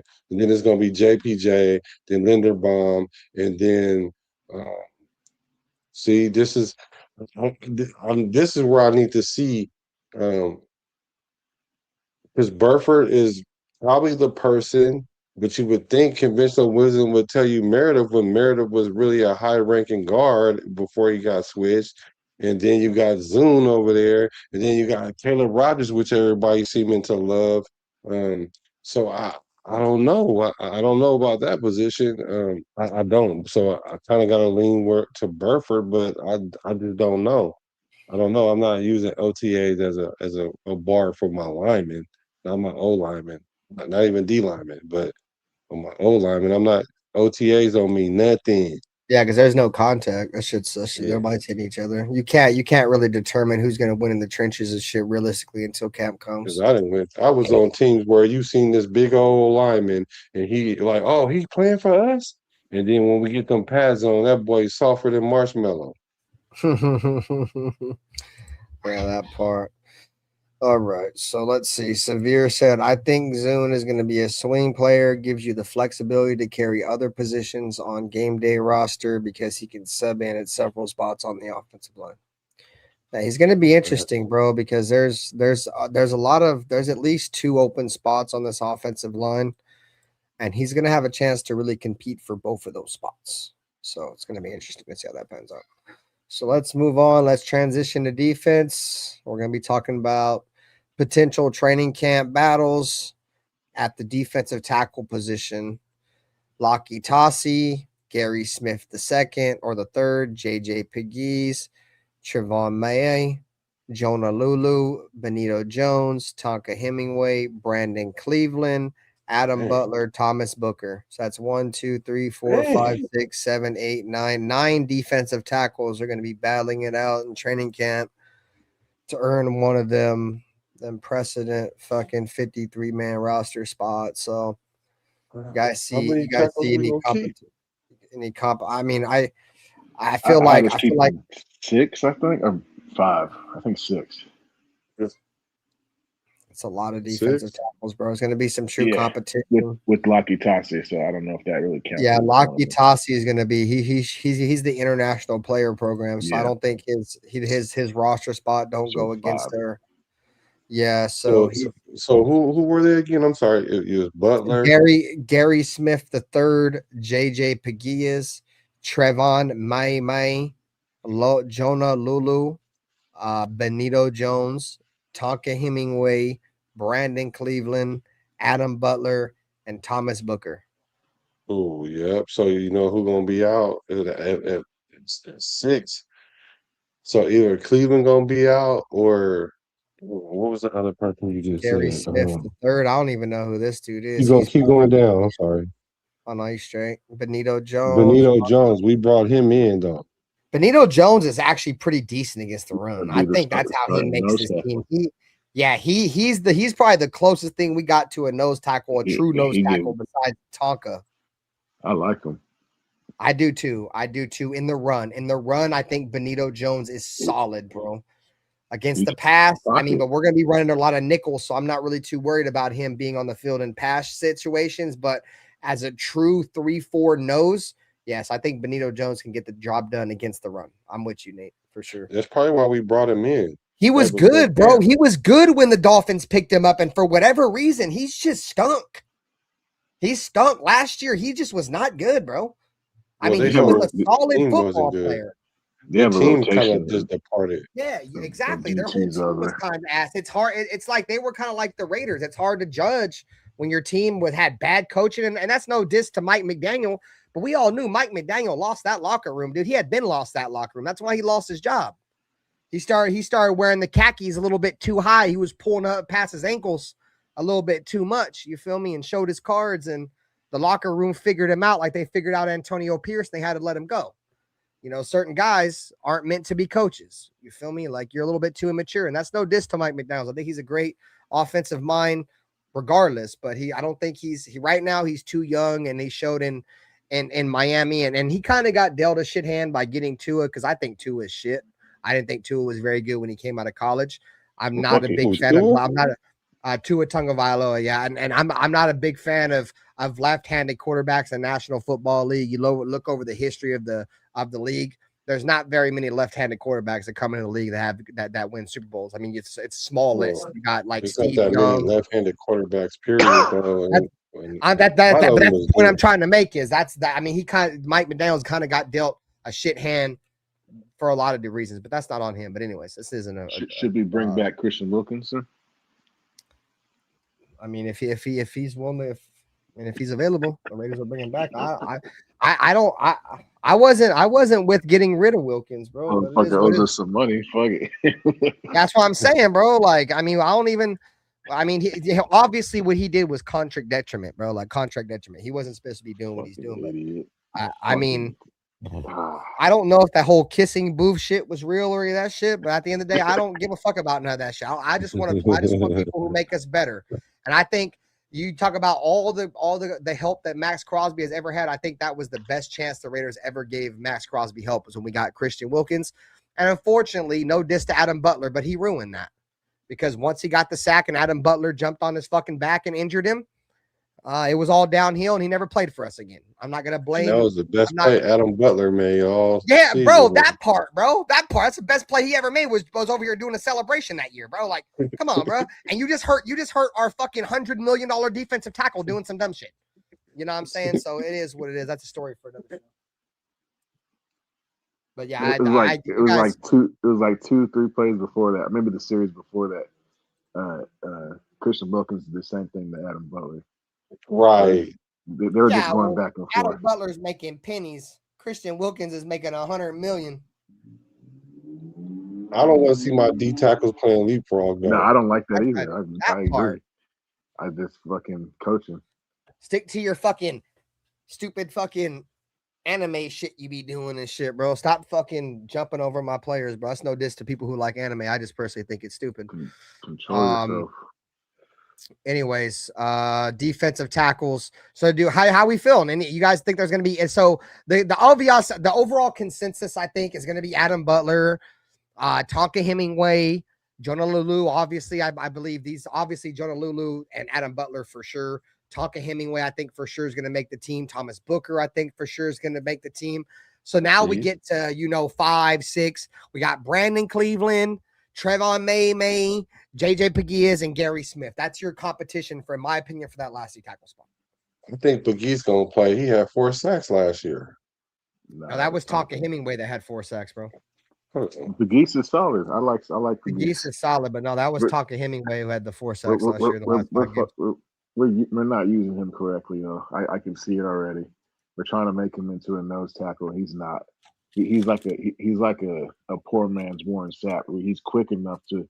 He has a move. He has like a move or two where he can get to the quarterback. But as far as run stopping, he's not really that. But they're trying to make him a run stopper. Remember when they came out of college, Nate, and they were both like, they were both playing offense, like getting handoffs, like fullback. Yeah, I would remember we were on here. I was like, dude, I like JJ Pegues as the handoff guy. Like, because obviously they're both defensive tackles, right? But I thought JJ Pegues was the better of the two with the ball in his hand on offense. Like, he knew how to do a little something with it. I thought Tonka was the better defensive guy. And so far, I've been right with that statement. I didn't really know too much about him except from what I saw. I just know that Tonka's the bigger player. He's a lot more stout than JJ Pegues. JJ Pegues is more of a finesse player. And sometimes, bro, finesse don't get you far in the National Football League, bro. I mean, you got to have some kind of strength to you. Max Crosby's been able to make it work with pretty much no strength and all finesse. You're right. His strength is definitely he's got quick feet. He can move. But he's not a true nose tackle, and that's what we're trying to force him into that position. It's because that's what we need right now. It's fucking spot, unfortunately. Yeah, you were right too. He didn't have no sacks, so that boy did. Tonka's a beast. Yeah, you're right. Them dudes better. Them 4 people, or them 3 or 4 people that you just named. Like Cleveland better earn his spot. Cleveland plays too high. I don't see him making the roster. Yeah, and that's. I mean, he's a big boy, bro. Like he is a true nose, but if he gets caught playing high, dude, as a true 3-4 nose in the National Football League, dude, they will run all over us, bro. We will get ran all over, dude. If he can't stay low, bro. He's a project. I don't even know. I don't even know if it's just his body, his body shape. I mean, total when you talk is about the low man wins, bro, not ideal. there's when you talk about the low man wins in football, dude, that don't hold more weight than probably a nose tackle in a 3-4 defense, bro. Like he's got to be the lowest, stoutest motherfucker, bro, because 9 times out of 10 he's taking 2. You know what I'm saying? He's taking 2. I mean, go look at Vince Wilfork, bro. Like Vince Wilfork didn't look like this, but he was short, and that motherfucker knew how to stay low, bro, and get leverage. You feel me? So I'm with Nate. If I haven't done a ton of studying on Brandon Cleveland, but if he has a history of playing high, yeah, that will not. You won't go far in the National Football League, bro, at nose tackle playing high. I mean, like really at any position, but especially at like in the trenches, especially 3-4 nose tackle where you're the heart and soul of really a defense outside the middle linebacker because everything's coming right at you. He's got like the Jonathan Hankins body. Is that his name? John Hank? Yeah, Jonathan Hankins. Yeah, Big time Hank. Yeah. He's got like the body, but not as big, not quite as big as him, but the same kind of structure where he's big old body on top. Yeah. No, I from what I've heard about him, he's a big boy. He's probably the best suited, you know, in terms of body mass to play a 3-4 nose tackle for us outside of maybe Laki Tasi and Taka. But, you know, like I said, that's training camp, right? We'll find out. Like I said, there's going to be a real battle there between the guys we mentioned, Brandon Cleveland, Benito Jones, JJ Pegues, and Gary Smith. I think Benito Jones will probably run away with that. I ain't going to lie. Oh, yeah. I'm interested to really see what Jonah Lulu does this year, Chad. How many sacks he have last year? Like 6? He's at on the the big tackle spot. He's on the He had 4. Was it 4? I think so. Let me check. Yeah, let me look. I think but still, even 4, bro, in your first year starting in the National Football League as an interior defensive lineman is not a bad number, dude. Like that's not because defensive tackles aren't He even had 5 sacks. Oh yeah, 5 sacks in his career. But that was his only last year. Yeah, that was only his first year. See, but yeah, I'm not. I mean, year, his first year in 24, he had 1 sack, and in 25, he had 4 sacks. 51 tackles, 4 sacks. Jonah Lulu played for loss. Indy. Did he start his career with Indy? Is that who he started his career with? Yeah, because he played with Kwity Paye. Okay. I didn't know. I honestly thought we drafted Jonah Lulu. No, we drafted Jonah Lulu, bro. I'm about to say. Who did Kwity Paye for? Hold on. Jonah Lulu was drafted by us. We drafted him in 2024. No, he was an undrafted free agent in 2024. Started 7 games and had 1 sack. The linebacker from the Colts. Yeah, you're thinking about who? Abulu or Alubu. Like number 50 for the Colts. He's a special teams guy, a linebacker. I was gonna say, I think Jonah Lulu. So Jonah Lulu undrafted by the Raiders 2024. Started in 7 games with 1 sack, 35 tackles, 15 solo, 3 tackles for loss. Last year, he got a chance to started 15 games, 5 pass deflections too, chat. 5 pass deflections and 4 sacks with 51 tackles and 8 tackles for loss. 7 quarterback hits. That's not a bad fucking stat line, bro, for a young defensive tackle in his first fucking year. I'm actually impressed. We might actually have a defensive tackle. The thing is, I don't think Jonah Lulu can play nose in a 3-4. He's probably going to be a 3-4 end.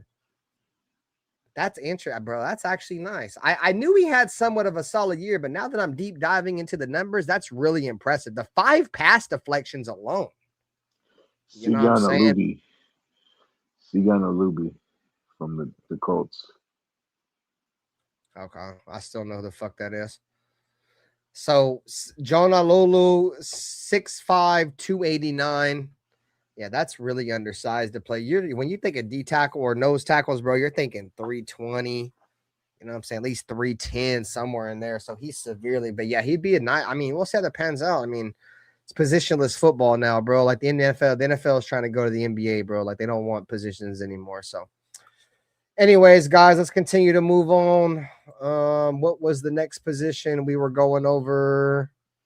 All right, defensive ends. All right, chat. So let's move on to defensive ends. We appreciate you guys once again spending your time with us tonight.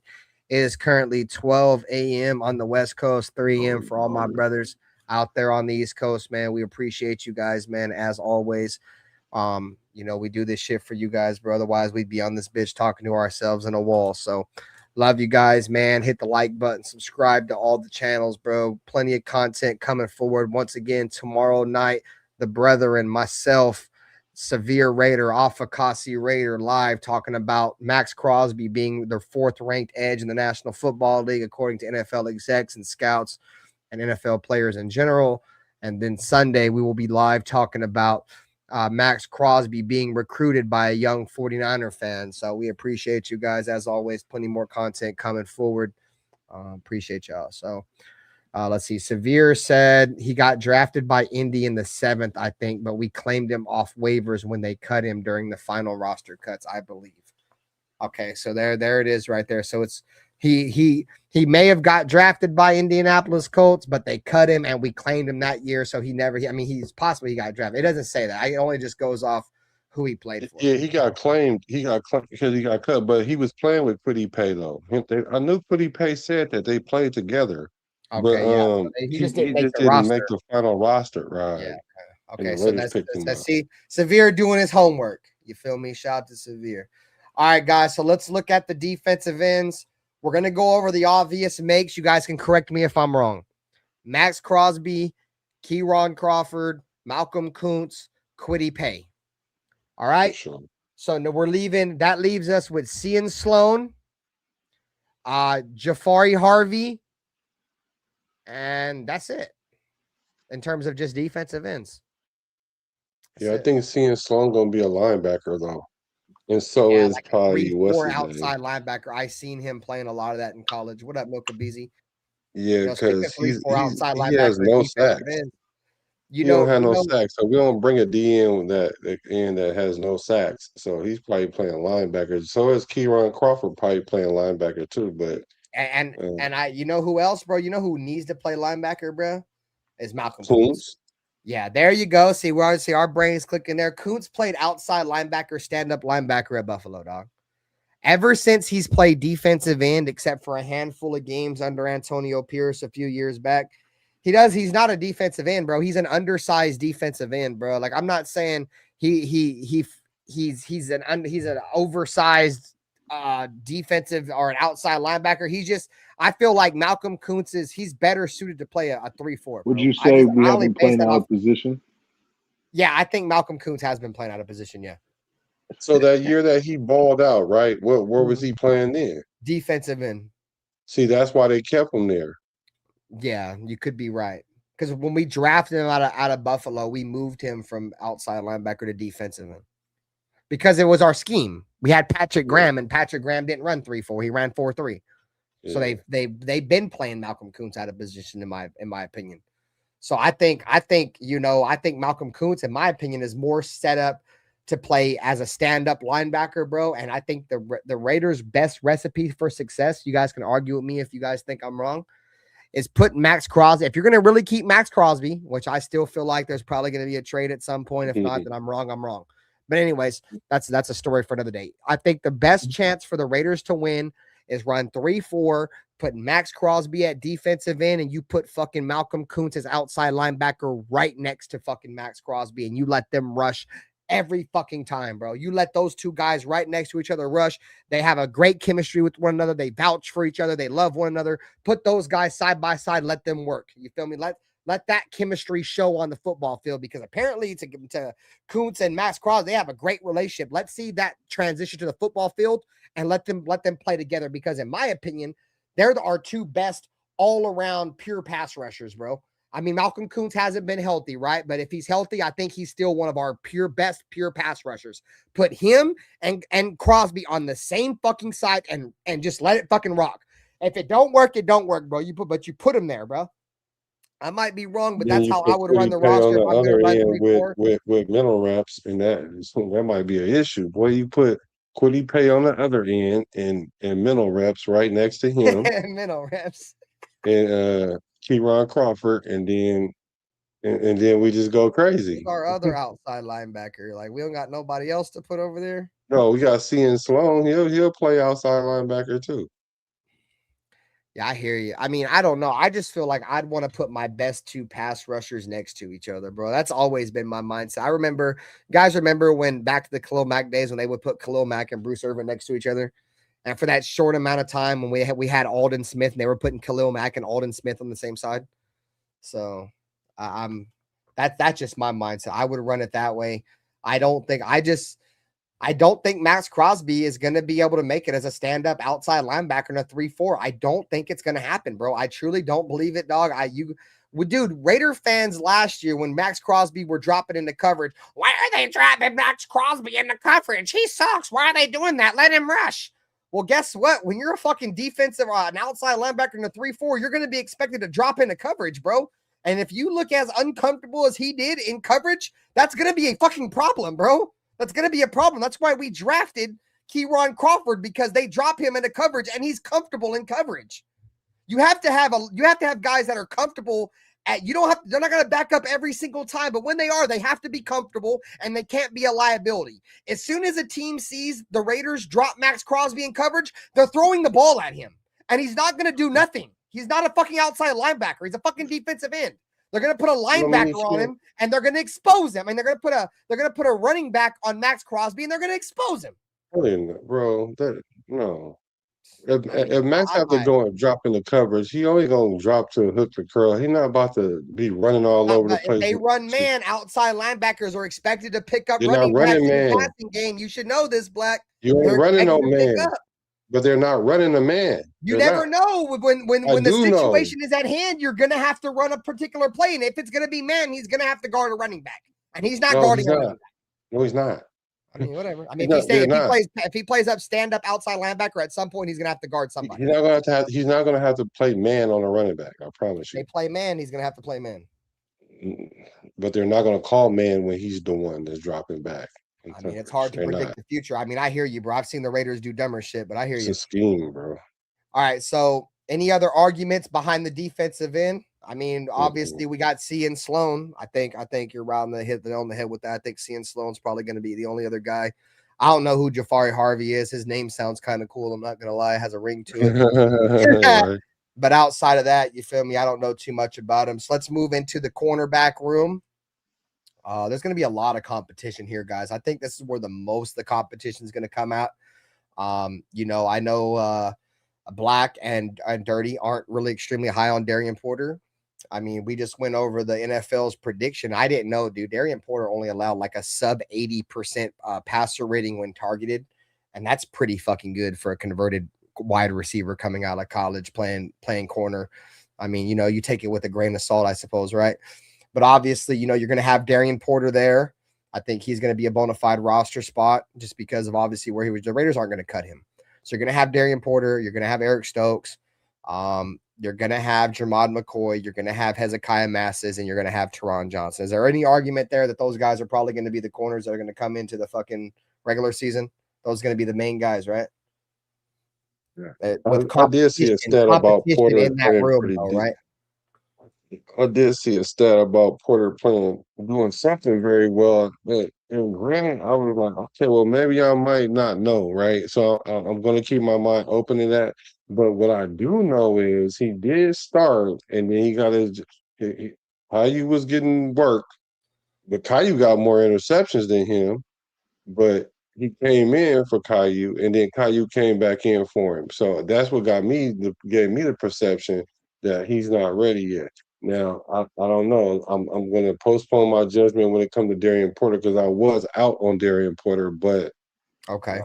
I don't know. I'm just going. I'm clean slate, as y'all say. I'm with you. I do not like Porter. I think he's one of those regime. Oh, he had that subpar 80 presser rating, dude. That's in the top.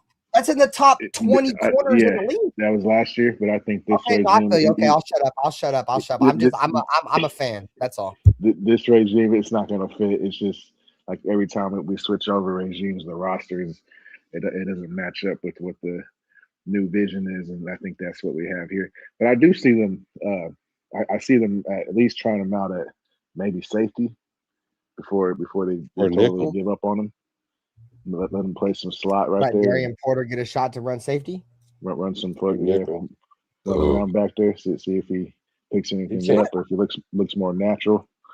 Because for real, corner, he did not look natural at all. I thought he took some bad angles.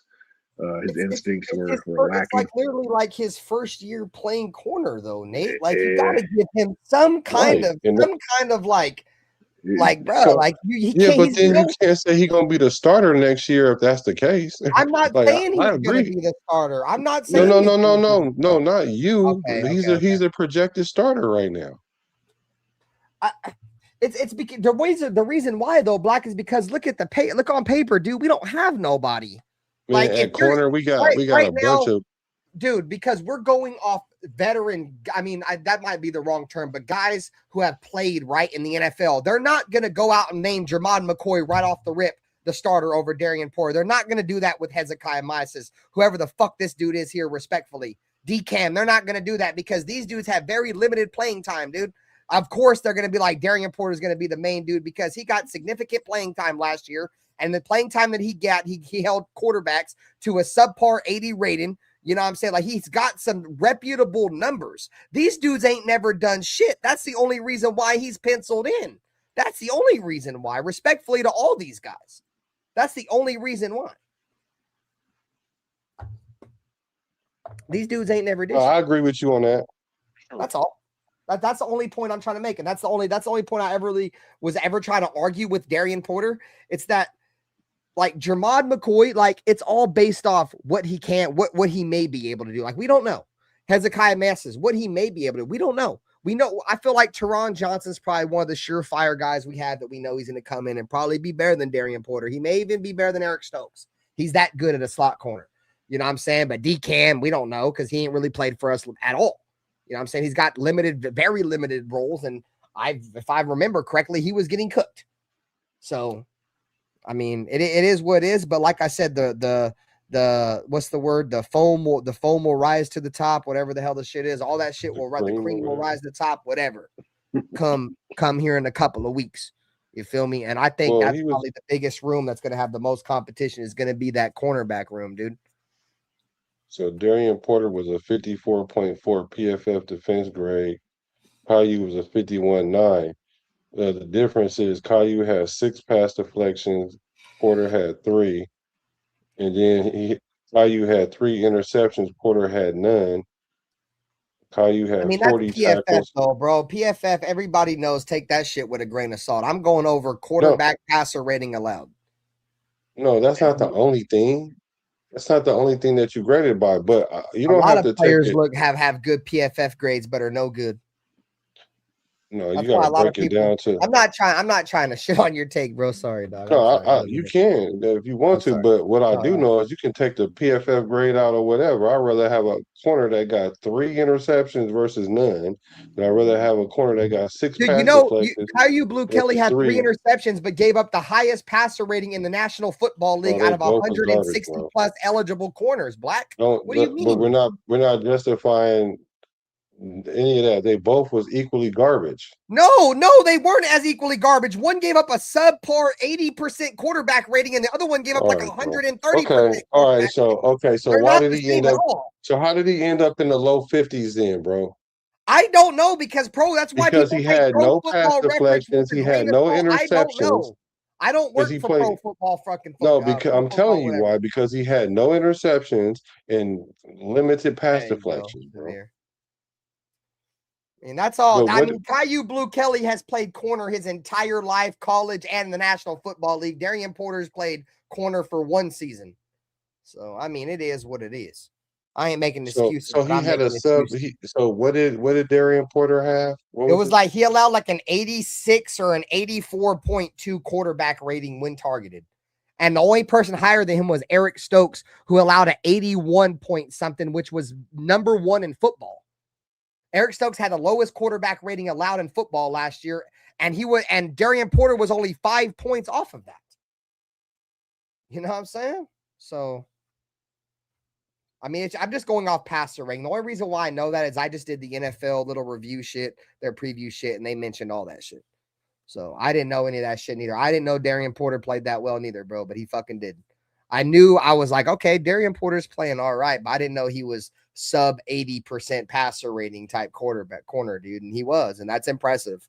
That's especially for a guy that's only played corner.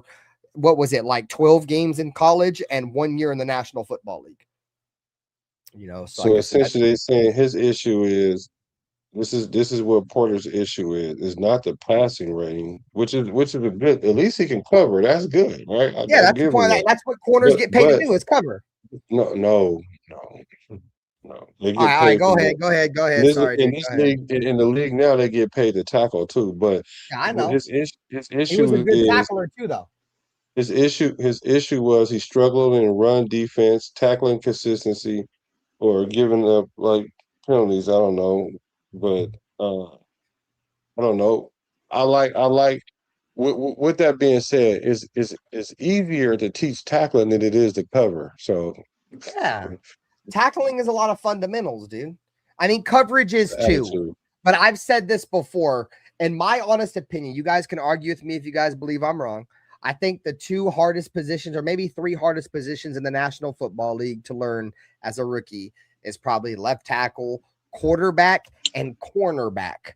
You know what I'm saying? Like cornerbacks, dude, they have to guess 99% of the time. You feel me? And if you guess wrong, you're giving up touchdowns. You know what I'm saying? Especially from, like I said, a guy that converted. He's only been playing corner for a short amount of time. The thing is, he's got the NFL body. It's not just a Pete Carroll thing. And I see, oh, well, he's not a scheme fit because he was drafted by Pete Carroll and Pete Carroll likes tall corners. Yes, Pete Carroll likes tall corners, dude, but the National Football League now is they want tall corners that can run. You know what I'm saying? It's not just a Pete Carroll thing. Pete Carroll just brought that to the National Football League. And he made that. He showed the importance of having a tall secondary. That's all Pete Carroll did. It's not just a Pete Carroll thing. That is a National Football League thing now. You're having fucking slot corners that are 6'4". Look at Kyle Hamilton, bro. He's a safety. He plays slot corner. He's 6'4". Look at the cocksucker up in Seattle they drafted last year. He's a safety. He plays slot corner. He's like 6'3". The NFL is getting to a taller, faster football robot fucking league, like Kubiak said with Brock Bowers, dude. You're having a lot of taller, faster dudes that you've never seen before, guys that are 6'4" that can run 4.3 when you've never seen that before, bro. It was always the little dudes that ran that. Now you're having these dudes coming out, and those are the unicorns, bro. Those are the unicorns. Those are the guys that if you can find the right one and he's a system fit, it's different, bro. It's different, bro. So that's what I'm saying. Tackling is an attitude. Yeah, tackling is an attitude. You just gotta want to do that. But so they saying Porter, his passing grade was 52, his coverage grade, and his run defense grade is 59.5. And they're essentially saying like PFF don't just grade when the quarterback targets just that guy. They grade it completely on even if the ball don't go to that guy or other metrics than just that. So it's a more comprehensive metric. All I'm saying is this though. Either way it go, like he's because the 86th grade is average, and that's pretty good for a first year corner. Like I get that. So now he just got to he has to step his game up a level though, for sure.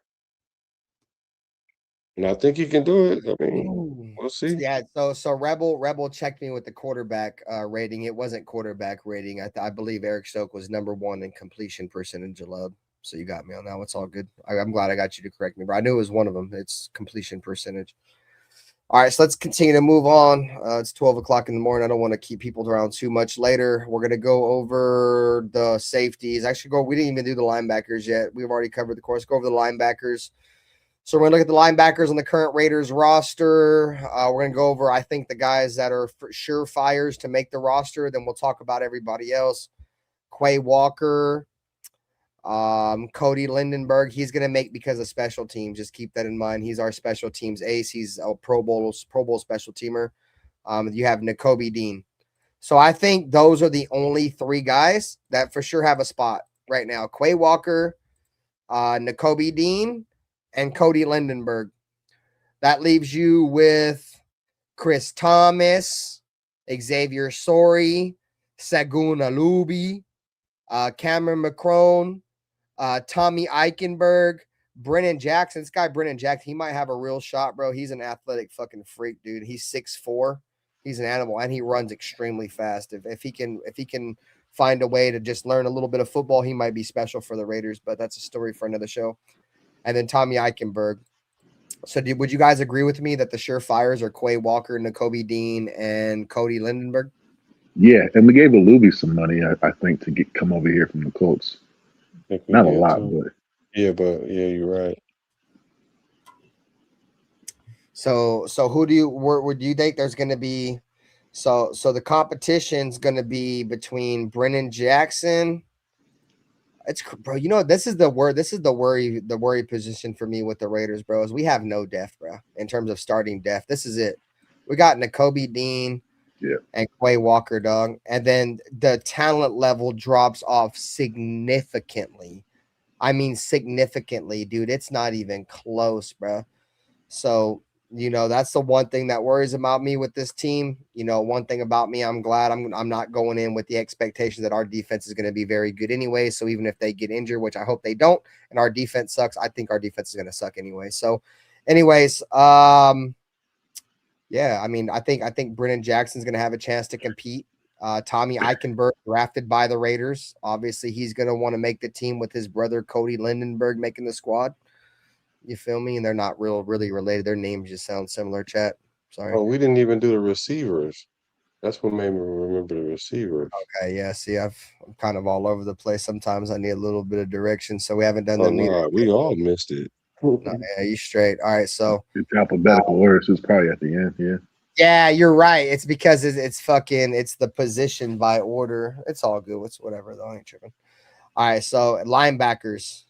You guys have making any argument for any of these guys? It's probably just a fucking shot in the bucket with who else makes the team, right?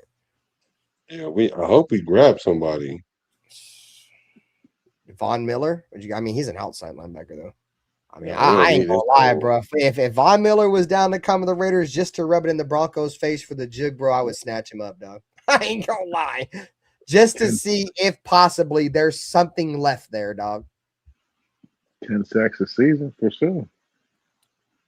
If he wants to play here, bro, I would grab him, but that's just me. Nick Ngakoue. So yeah, let's talk about the receivers, bro, because I feel like that one is probably gonna have a little bit more of a. So who's the Rebel Raider? That's Raiders. That's Raiders Unleashed. Raiders Rebel. No, wait, no. Oh, the Rebel Raider. Oh, he's the homie. He's been following my page for a long time. Why? No, because Unleashed said that wasn't him, and I'm like, y'all have similar names. Yeah, their names are similar. Yeah, that's why. That's why I thought you were talking about Raiders Unleashed. Yeah, it's hard to it's kind of confusing me now that I think about it. All right, anyways, let's move on. Shout out to Raiders Rebel and the other Raiders, because Raiders Rebel, Raiders Unleashed name used to be the Raiders Rebel, bro, or some shit like that. And then we already had the Rebel Raider that was already around, bro. So their fucking names are just I'm getting confused, goddammit, you son of a bitch. My brain ain't good. I got what you got. I know what you're saying. Talk about, goddammit. All right. So, anyways, wide receivers. All right. So let's go over the obvious consensus guys that I think are probably going to make the roster. All right. You guys can argue with me if you guys want. All right. So we're going to have Trey Tucker. Okay. Jalen Naylor, Dante Thornton, Malik Benson, and Jack Besh. That's who I got. You guys got any debates on that? That's pretty much what we agree. I think that's who we agreed on the other night. No. Who again?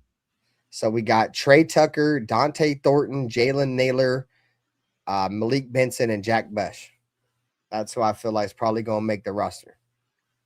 But you got 5? I think that's 5. Yeah, I don't know. I think we might keep 5 or 6. I don't know. Shedrick Jackson, you don't think he'll make it? Nah, I think Shedrick Jackson's a feel-good story, dude. I don't think he makes the team. I hate to say that sounds kind of fucked up. I do like Shedrick Jackson, but we got a lot of guys that I wouldn't say a lot, but we got at least 4 guys that are better than him. So if he makes the roster, it's probably going to be because he beats out a Malik Benson. You know what I'm saying? And from what I'm hearing, Malik Benson looks the part. So if that's the case, I thought he could take Thornton's spot. what up, Fina? What Malik Benson taking Thornton's spot? Well, yeah, that, and then Jackson can take Thornton's spot. Dante Thornton is for sure making the squad, man. And he started all the games last year. Like, started hella games already. Shout out to the chat, man. Drop the like button, subscribe. Appreciate you. I mean, I'm interested to see what Shedrick Jackson can, because I feel like the one spot that's going to be available is the Malik Benson spot. That's that. If there's any competition, it's going to be competition with Malik. And from what, like I said, I'm only going off what I've heard of from guys that are at minicamp and watching the Raiders. Malik Benson's running away with this shit. You know what I'm saying? That's the only reason why I penciled him in. Now, if Shedrick Jackson can go out there and cook some shit, maybe that changes. Brandon Johnson, Chase Roberts, maybe that changes. EJ Williams, which I think EJ Williams may have a shot to, if he don't make the roster, he's probably going to be on the practice squad, like old buddy, the running back Himby, because he's from Indiana. I think the Raiders are going to try to keep him around. But outside of that, bro, it's just a spit in the pan. You feel me? Like, yeah, bro, I was confused, Raider Mike. Like, I fucking, my brain capacity can only work so fucking much, bro. When I'm trying to do shows and trying to think of what a motherfucking name is, bro. Like, when I was younger, my brain used to be able to do that, bro. I have a fucking old brain. My brain is a stupid brain. You know what I'm saying? You guys ever seen Scary Movie and they cut the dude's brain open and he's like, opens up the brain. It's like, this is your brain on drugs. Hey, that's my dumbass brain type shit. You feel me? So I couldn't comprehend exactly what was going on in the chat. But man, I love y'all boys. Hit the like button, subscribe. We're going to be back live tomorrow night, 8:30 p.m. with the homie Severe Raider and Afakasi Raider talking all things Max Crosby. So, all right, man. So Dante Thornton, I'm excited to see what he can bring in year 2. But this is a very weak wide receiver room, but that's going to bring competition, I think. Like, I think obviously Trey Tucker is going to be your number 1 receiver. Jalen Naylor is going to be your number 2. My question is, who's going to win that slot job, bro? Because Jack Besh isn't a slot wide receiver, bro. He's not a slot. He's an outside receiver, bro. Like, he can't really. I mean, I don't know, bro. If what you guys are saying is true, which is not true, but let's just assume that it is true that he can't get any separation. Like, I just go off what the report said, Black. That's what they said. I know, and they say a lot of things, but let's just assume that they're right, though. Okay. To get him open, then you put him in the slot. Like, you don't have to be a slot receiver to be put in the slot. Like, just like Randy Moss, the year that he got all them touchdowns, he was playing slot a lot of those times because it gives you the ability to maneuver before you get to the defender, or you can run through the zone or whatever. And I think Besh is going to be good for that. He's going to be a possession receiver. He's not a boundary receiver. Now, if you guys expect him to run by the corner all the time and get separation that way, no, that's what you got Dante Thornton for. Create that. But when we talk about slot wide receivers, though, Black, like the majority of the good ones are option route wide receivers in the slot and choice wide receivers in the slot, and he's not good at that, bro. No, he's not, bro. He's not shifty enough. But that's not our offense. Our offense we don't know. We don't know what our offense is. Yes, like, I hear you. We don't know. I know. We're just assuming off of how he coached in Seattle. We don't know what it's going to look like. I'm not assuming nothing. What his expectations are. Bro, he's not about to come in and change all his stuff around, bro. He's not. Bro, he's not going to come in and change, was the slot wide receiver for the Seattle Seahawks last year? I guarantee it wasn't a dude that was 6'2" that couldn't even fucking move. When he ran, he was running in mud. Okay. Jack Best can't move, bro. Like, No, I'm not you're trying saying to hate. that. I seen You it. ain't I even really seen watched it. him, bro. What do you mean? I never watched him. I do play-by-plays for the fucking Raiders every game last year. What do you you mean I must didn't not have, fucking watch it? but you also think that AOC is good, so I already know you don't know what you're talking about. So you're But judging my Jack opinion Best, on a wide receiver because of my Jack judgment Best, on the quarterback. Okay, Jack bro. Best, It is bro, what it is. y'all I ain't. ain't gonna argue about So it. is Jack Best a good blocker? Yeah, Since you watched him, he's a good blocker. Yeah, he's solid. He's okay, solid. so that'll get him on the field already, even if he can't We get drafted a wide separation. receiver in the second round to block. Oh Fuck my outta gosh! So now here, you act bro. like he can't catch, even though he caught You 20 can't create passes out of separation. 29. If you can't create separation, So, you're so, not going to have the so how did he opportunity to catch? catch the ball. So how did he catch 20 passes then if he can't get open? Oh, you caught 20 passes and you were a He only second got round thrown pick. to You want me to give 29 him fucking times. balloons? You want me to He give him he's got balloons? thrown to 29 times. So what are you talking about? He won most of his He's ass, battles. bro. He's ass, dog. He's No, ass. you're saying that. Bro. Coaches and scouts around the league had him coming out of fucking college as a tight end, Black, and we drafted him in the second round to play wide receiver, bro. Like, what the fuck are we doing? Let's draft another feel-good story. You know what I'm saying? He's got a backstory that's pretty fucked up. I'm done with that, bro. I'm done with experimental players. I'm done with feel-good stories. And this is no disrespect to him and what his family went through. At that, I'm just saying, bro, the Raiders have a fucking history of drafting projects and fucking guys with feel-good stories. And I feel so bad for how he came up in his life. I'm over that, bro. And Jack Best is that guy. He fits that fucking ain't nobody mantra. bringing that up, bro. I don't even care about that part. Because everybody I else don't is even too care about sensitive that to part. bring I'm that asking shit you, up, how dog. does a wide receiver that can't get open catch 20 out of 29 passes? Because he came in at the end of the year when the Raiders season was over. He been playing all year. All right. No, he wasn't playing all year long. What do you mean? He didn't even get to play until the end of the year with the rest of the fucking second round picks that we drafted with him, with Carlos Rogers and Charles Grant, two other fucking busts. Okay. He'll prove it otherwise, bro. Okay. I love Spytech, bro. I like this draft class, bro. But this dude deserves a lot of shit for what he drafted last year, bro. And especially like y'all are shitting on Darian Porter. So for y'all that are shitting on Darian Porter was a bad pick. A lot of people said Ashton Jeanty. You don't draft Ashton Jeanty that high, right? Ashton Jeanty was a bad pick. Fucking Jack Best was a bad pick. Carlos Rogers, Charles Grant. There was pretty much no good players that were drafted by the Raiders last year. Besides Ashton. If we're just being honest, that entire draft class last year sucked. Am I wrong? Who else was good? Nobody.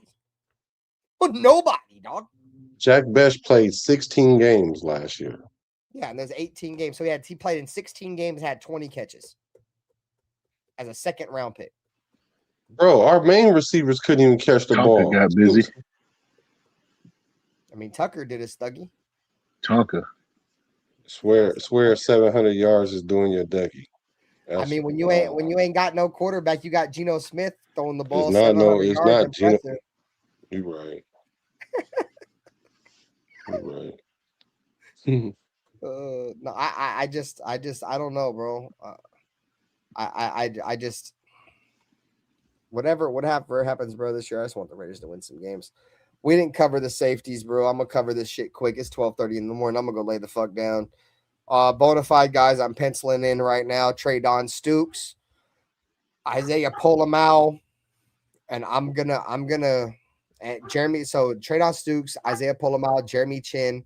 So that leaves Tristan McCullum, Dalton Johnson, Devin Lafayette, and that's it. Shout out to Oasis Dino in the building, bro. Appreciate you, guys. So I like Tristan McCullum. I think that's another guy the Raiders gave another contract to underneath this regime was Tristan McCullum. Very athletic. He's like Isaiah Pola-Mao, but with a little bit of coverage. 6'3", 6'4", can run like a gazelle. Got instinct. Yes. So I think he might be what may take over for Pola-Mao. I think Dalton Johnson is the feel-good story because he played with Treydon Stukes, so we got to see how he performs. Because I mean, people are already claiming Dalton Johnson is going to make the roster. What are you talking about? What do you mean he is? That's because you don't Nothing even is know how he play guaranteed. either. What are You you don't know how talking he about? play either. You don't know how he play That's either. crazy, then. bro. You're the absolute opposite of bet. Clint Let's bet. Kubiak. You say Let's just everybody's bet. going to Let's make just the bet. team Let's and just don't have bet, to bro. earn shit. And Get Clint all that. Kubiak Let's just making bet, people bro. earn it. Let's just bet he make the squad, bro. Let's just bet. What? Let's You're just bet. giving him a Since you're so roster spot? positive, I'm let's not just bet. giving nobody shit. Let's He's gonna just have to bet he earn make the squad, bro. Let's just bet.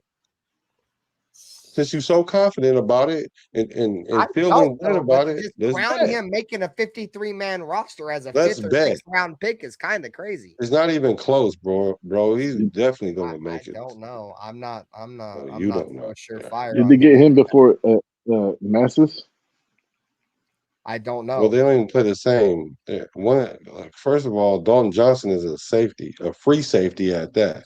He plays free safety Bro, just I've like seen the Raiders take Lynn Bowden, dude, in the 2nd round and trade him before the season even started. I know they play different positions, but what was the value for Dalton? Was that a 5th I round? don't know. You I mean? don't know. I like Dalton Johnson, but I feel like he's a feel-good story because he's fucking best friends with Traydon Stoops. Oh, Why- look, they're buddies. They're on the same team. That's so He was cool. rich. But that makes them winners. They're going to come over here and win together. Man, fuck out of here. I ain't hearing none of that shit. You don't even know how he plays. I don't give a no. I don't know, and I don't claim to know. I'm just saying I'm not for feel-good stories, Right. bro. Feel-good stories never. So work you're out going for off us. your It is what feelings. it is. If he makes the team, he makes the team. If he don't, he don't. I like Tristan McCullum way over Dalton Johnson. I haven't even. I bet you he don't make it. I seen Tristan McCullum win a Super Bowl. I bet you he don't make it. I bet you he don't make it over Dalton Johnson. We'll see. We'll see. I ain't a betting man, bro. I'm not gonna come on here and make no bets, bro. No, I it don't could make be. It either- could be a either friendly one bet. of It us ain't better gotta than the be next on man, bro. nothing. You can sit here and keep saying making bets and It could be making a bets, bro. man's I don't bet. care about making no bets, bro. Do some push-ups or That shit something. don't mean nothing to me, bro. I bet you some Don't mean fucking nothing to me, push-ups. It's gang. time for you to go to bed. You're getting a little grumpy now. Well, so you over here trying to say we can make bets on shit. That shit don't mean nothing to me. You the one talking about he ain't gonna make the squad. I'm just saying. I that know. you I'm wrong. just saying I don't fuck with feel good stories, bro. Feel good stories never work out for us, bro. The only Dalton Johnson. The only reason why anybody even talks about Dalton Johnson because he's a Traydon Stoops teammate. Otherwise, nobody would even give a fuck, bro. He would just be another player on the roster. Well, most people don't know what the hell they're looking at anyway, so it don't matter. I don't mean to be aggressive, but goddamn, bro, I'm not gonna come out here and just give people roster spots, Black. And to me, it seems like you're just giving people roster spots. You're giving a person that don't nobody know about. What are you talking about? Nobody knows about Tristan McCullum. Maybe you don't know about him. That's whatever. your fault, bro. I bet you don't make. I bet you he don't make the squad. While you over there being loud, I bet you he don't make the squad. And Dalton Johnson does. I bet you that happens. I have to choose between Dalton Johnson and Tristan McCullum. I'm taking Tristan McCullum. He's a Super Bowl winning. And I bet you you're wrong. I bet you Dalton Johnson make the squad before McCullum does. Promise you that. I mean, time will tell. May the cream rise to the crop. I don't really care who the name is on the back of the jersey. I care about the shield on the side of the helmet. I care about the wins and losses in the column. I don't care about the box score. So I'm out of here. With that being said, love y'all boys. It's always a great debate as always. I'm right now. Severe. I know Severe with Black and myself. It's going to be a great show tomorrow. I know Nutty Raider Nate's going to be there. Afakasi will be there. It's going to be tomorrow night's going to be lit. You think tonight was a debate? Shit. Wait for tomorrow, man. Hopefully we'll get Dirty back, man. Shout out to Dirty and his family. I know they're having a birthday celebration over there, man. So shout out to them. Love you guys, man. You guys know we are going to be the most consistent content creator network on YouTube going forward. I promise y'all that. I'm coming on this bitch. I'm gonna put all my effort in this shit right now. I'm locked in. And yeah, man, y'all ain't gonna regret it, bro. We got plenty of shows lined up all weekend, plenty of shows lined up next week. Me and Black working some shit behind the scenes, some debate shows. Yeah, I'm sure you guys are gonna love that too. We've had plenty of that tonight. And you know, we've already got motherfuckers in the chat like this is getting good. You feel me? Like it's plenty of that coming, man. Plenty of that coming, bro. So you know, Black, it's always love debating with you. You feel me? Even though, you know, sometimes they get heated, but it's all love. It's my guy. Nutty Raider Nate, my boy was hiding underneath that motherfucking war room table all night. You know what I'm saying? But made some great content tonight. Got all of his takes in, you feel me? Said his piece and didn't bend on nothing. And you know, that's what we lean on a little bit, man. So Severe said you better do your homework tomorrow, Black, man. So we excited. Bro, don't take what I said and don't take what I said and try to flip it back on me. Hey, chat, y'all know what time it is, bro. It's all love. Yes, We will be back sir. tomorrow night, gang. You guys have a great rest of your night. 8:30 p.m. Pacific Standard Time, 10:30 Mountain, Yes, 11:30 p.m. Eastern, and 1:30 in the a.m. for my boy Alpha Kasi Raider, man, who's gonna be pulling it's all love, Severe. I'm looking forward to it, 1:30 brother. p.m. for Alpha Kasi. Love y'all, boys. Peace, guys. Have a great night. Hit the like button. Okay. Which team, by colors alone, is identifiable around the world? The autumn wind is a raider, Which team, by slogan, commitment to excellence, pillaging just for fun. just win, baby? He'll knock you round, All those things then upside down, are the Raiders. and laugh when he's conquered and won. When you have great coaches, then after you have great coaches, you get great players. You have a great organization, and you tell them one thing: just win.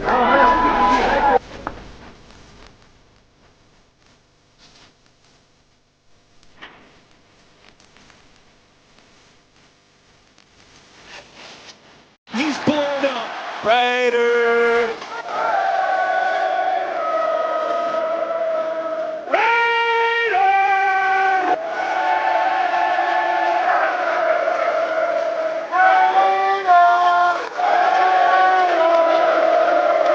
Just win, baby.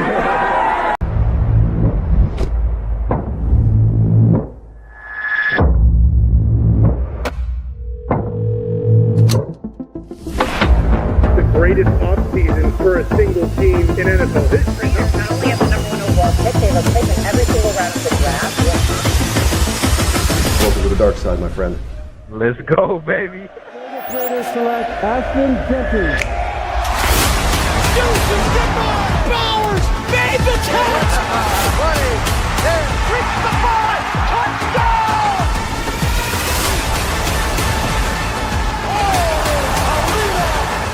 Over the middle, flipped up in the air, and picked off by Matt.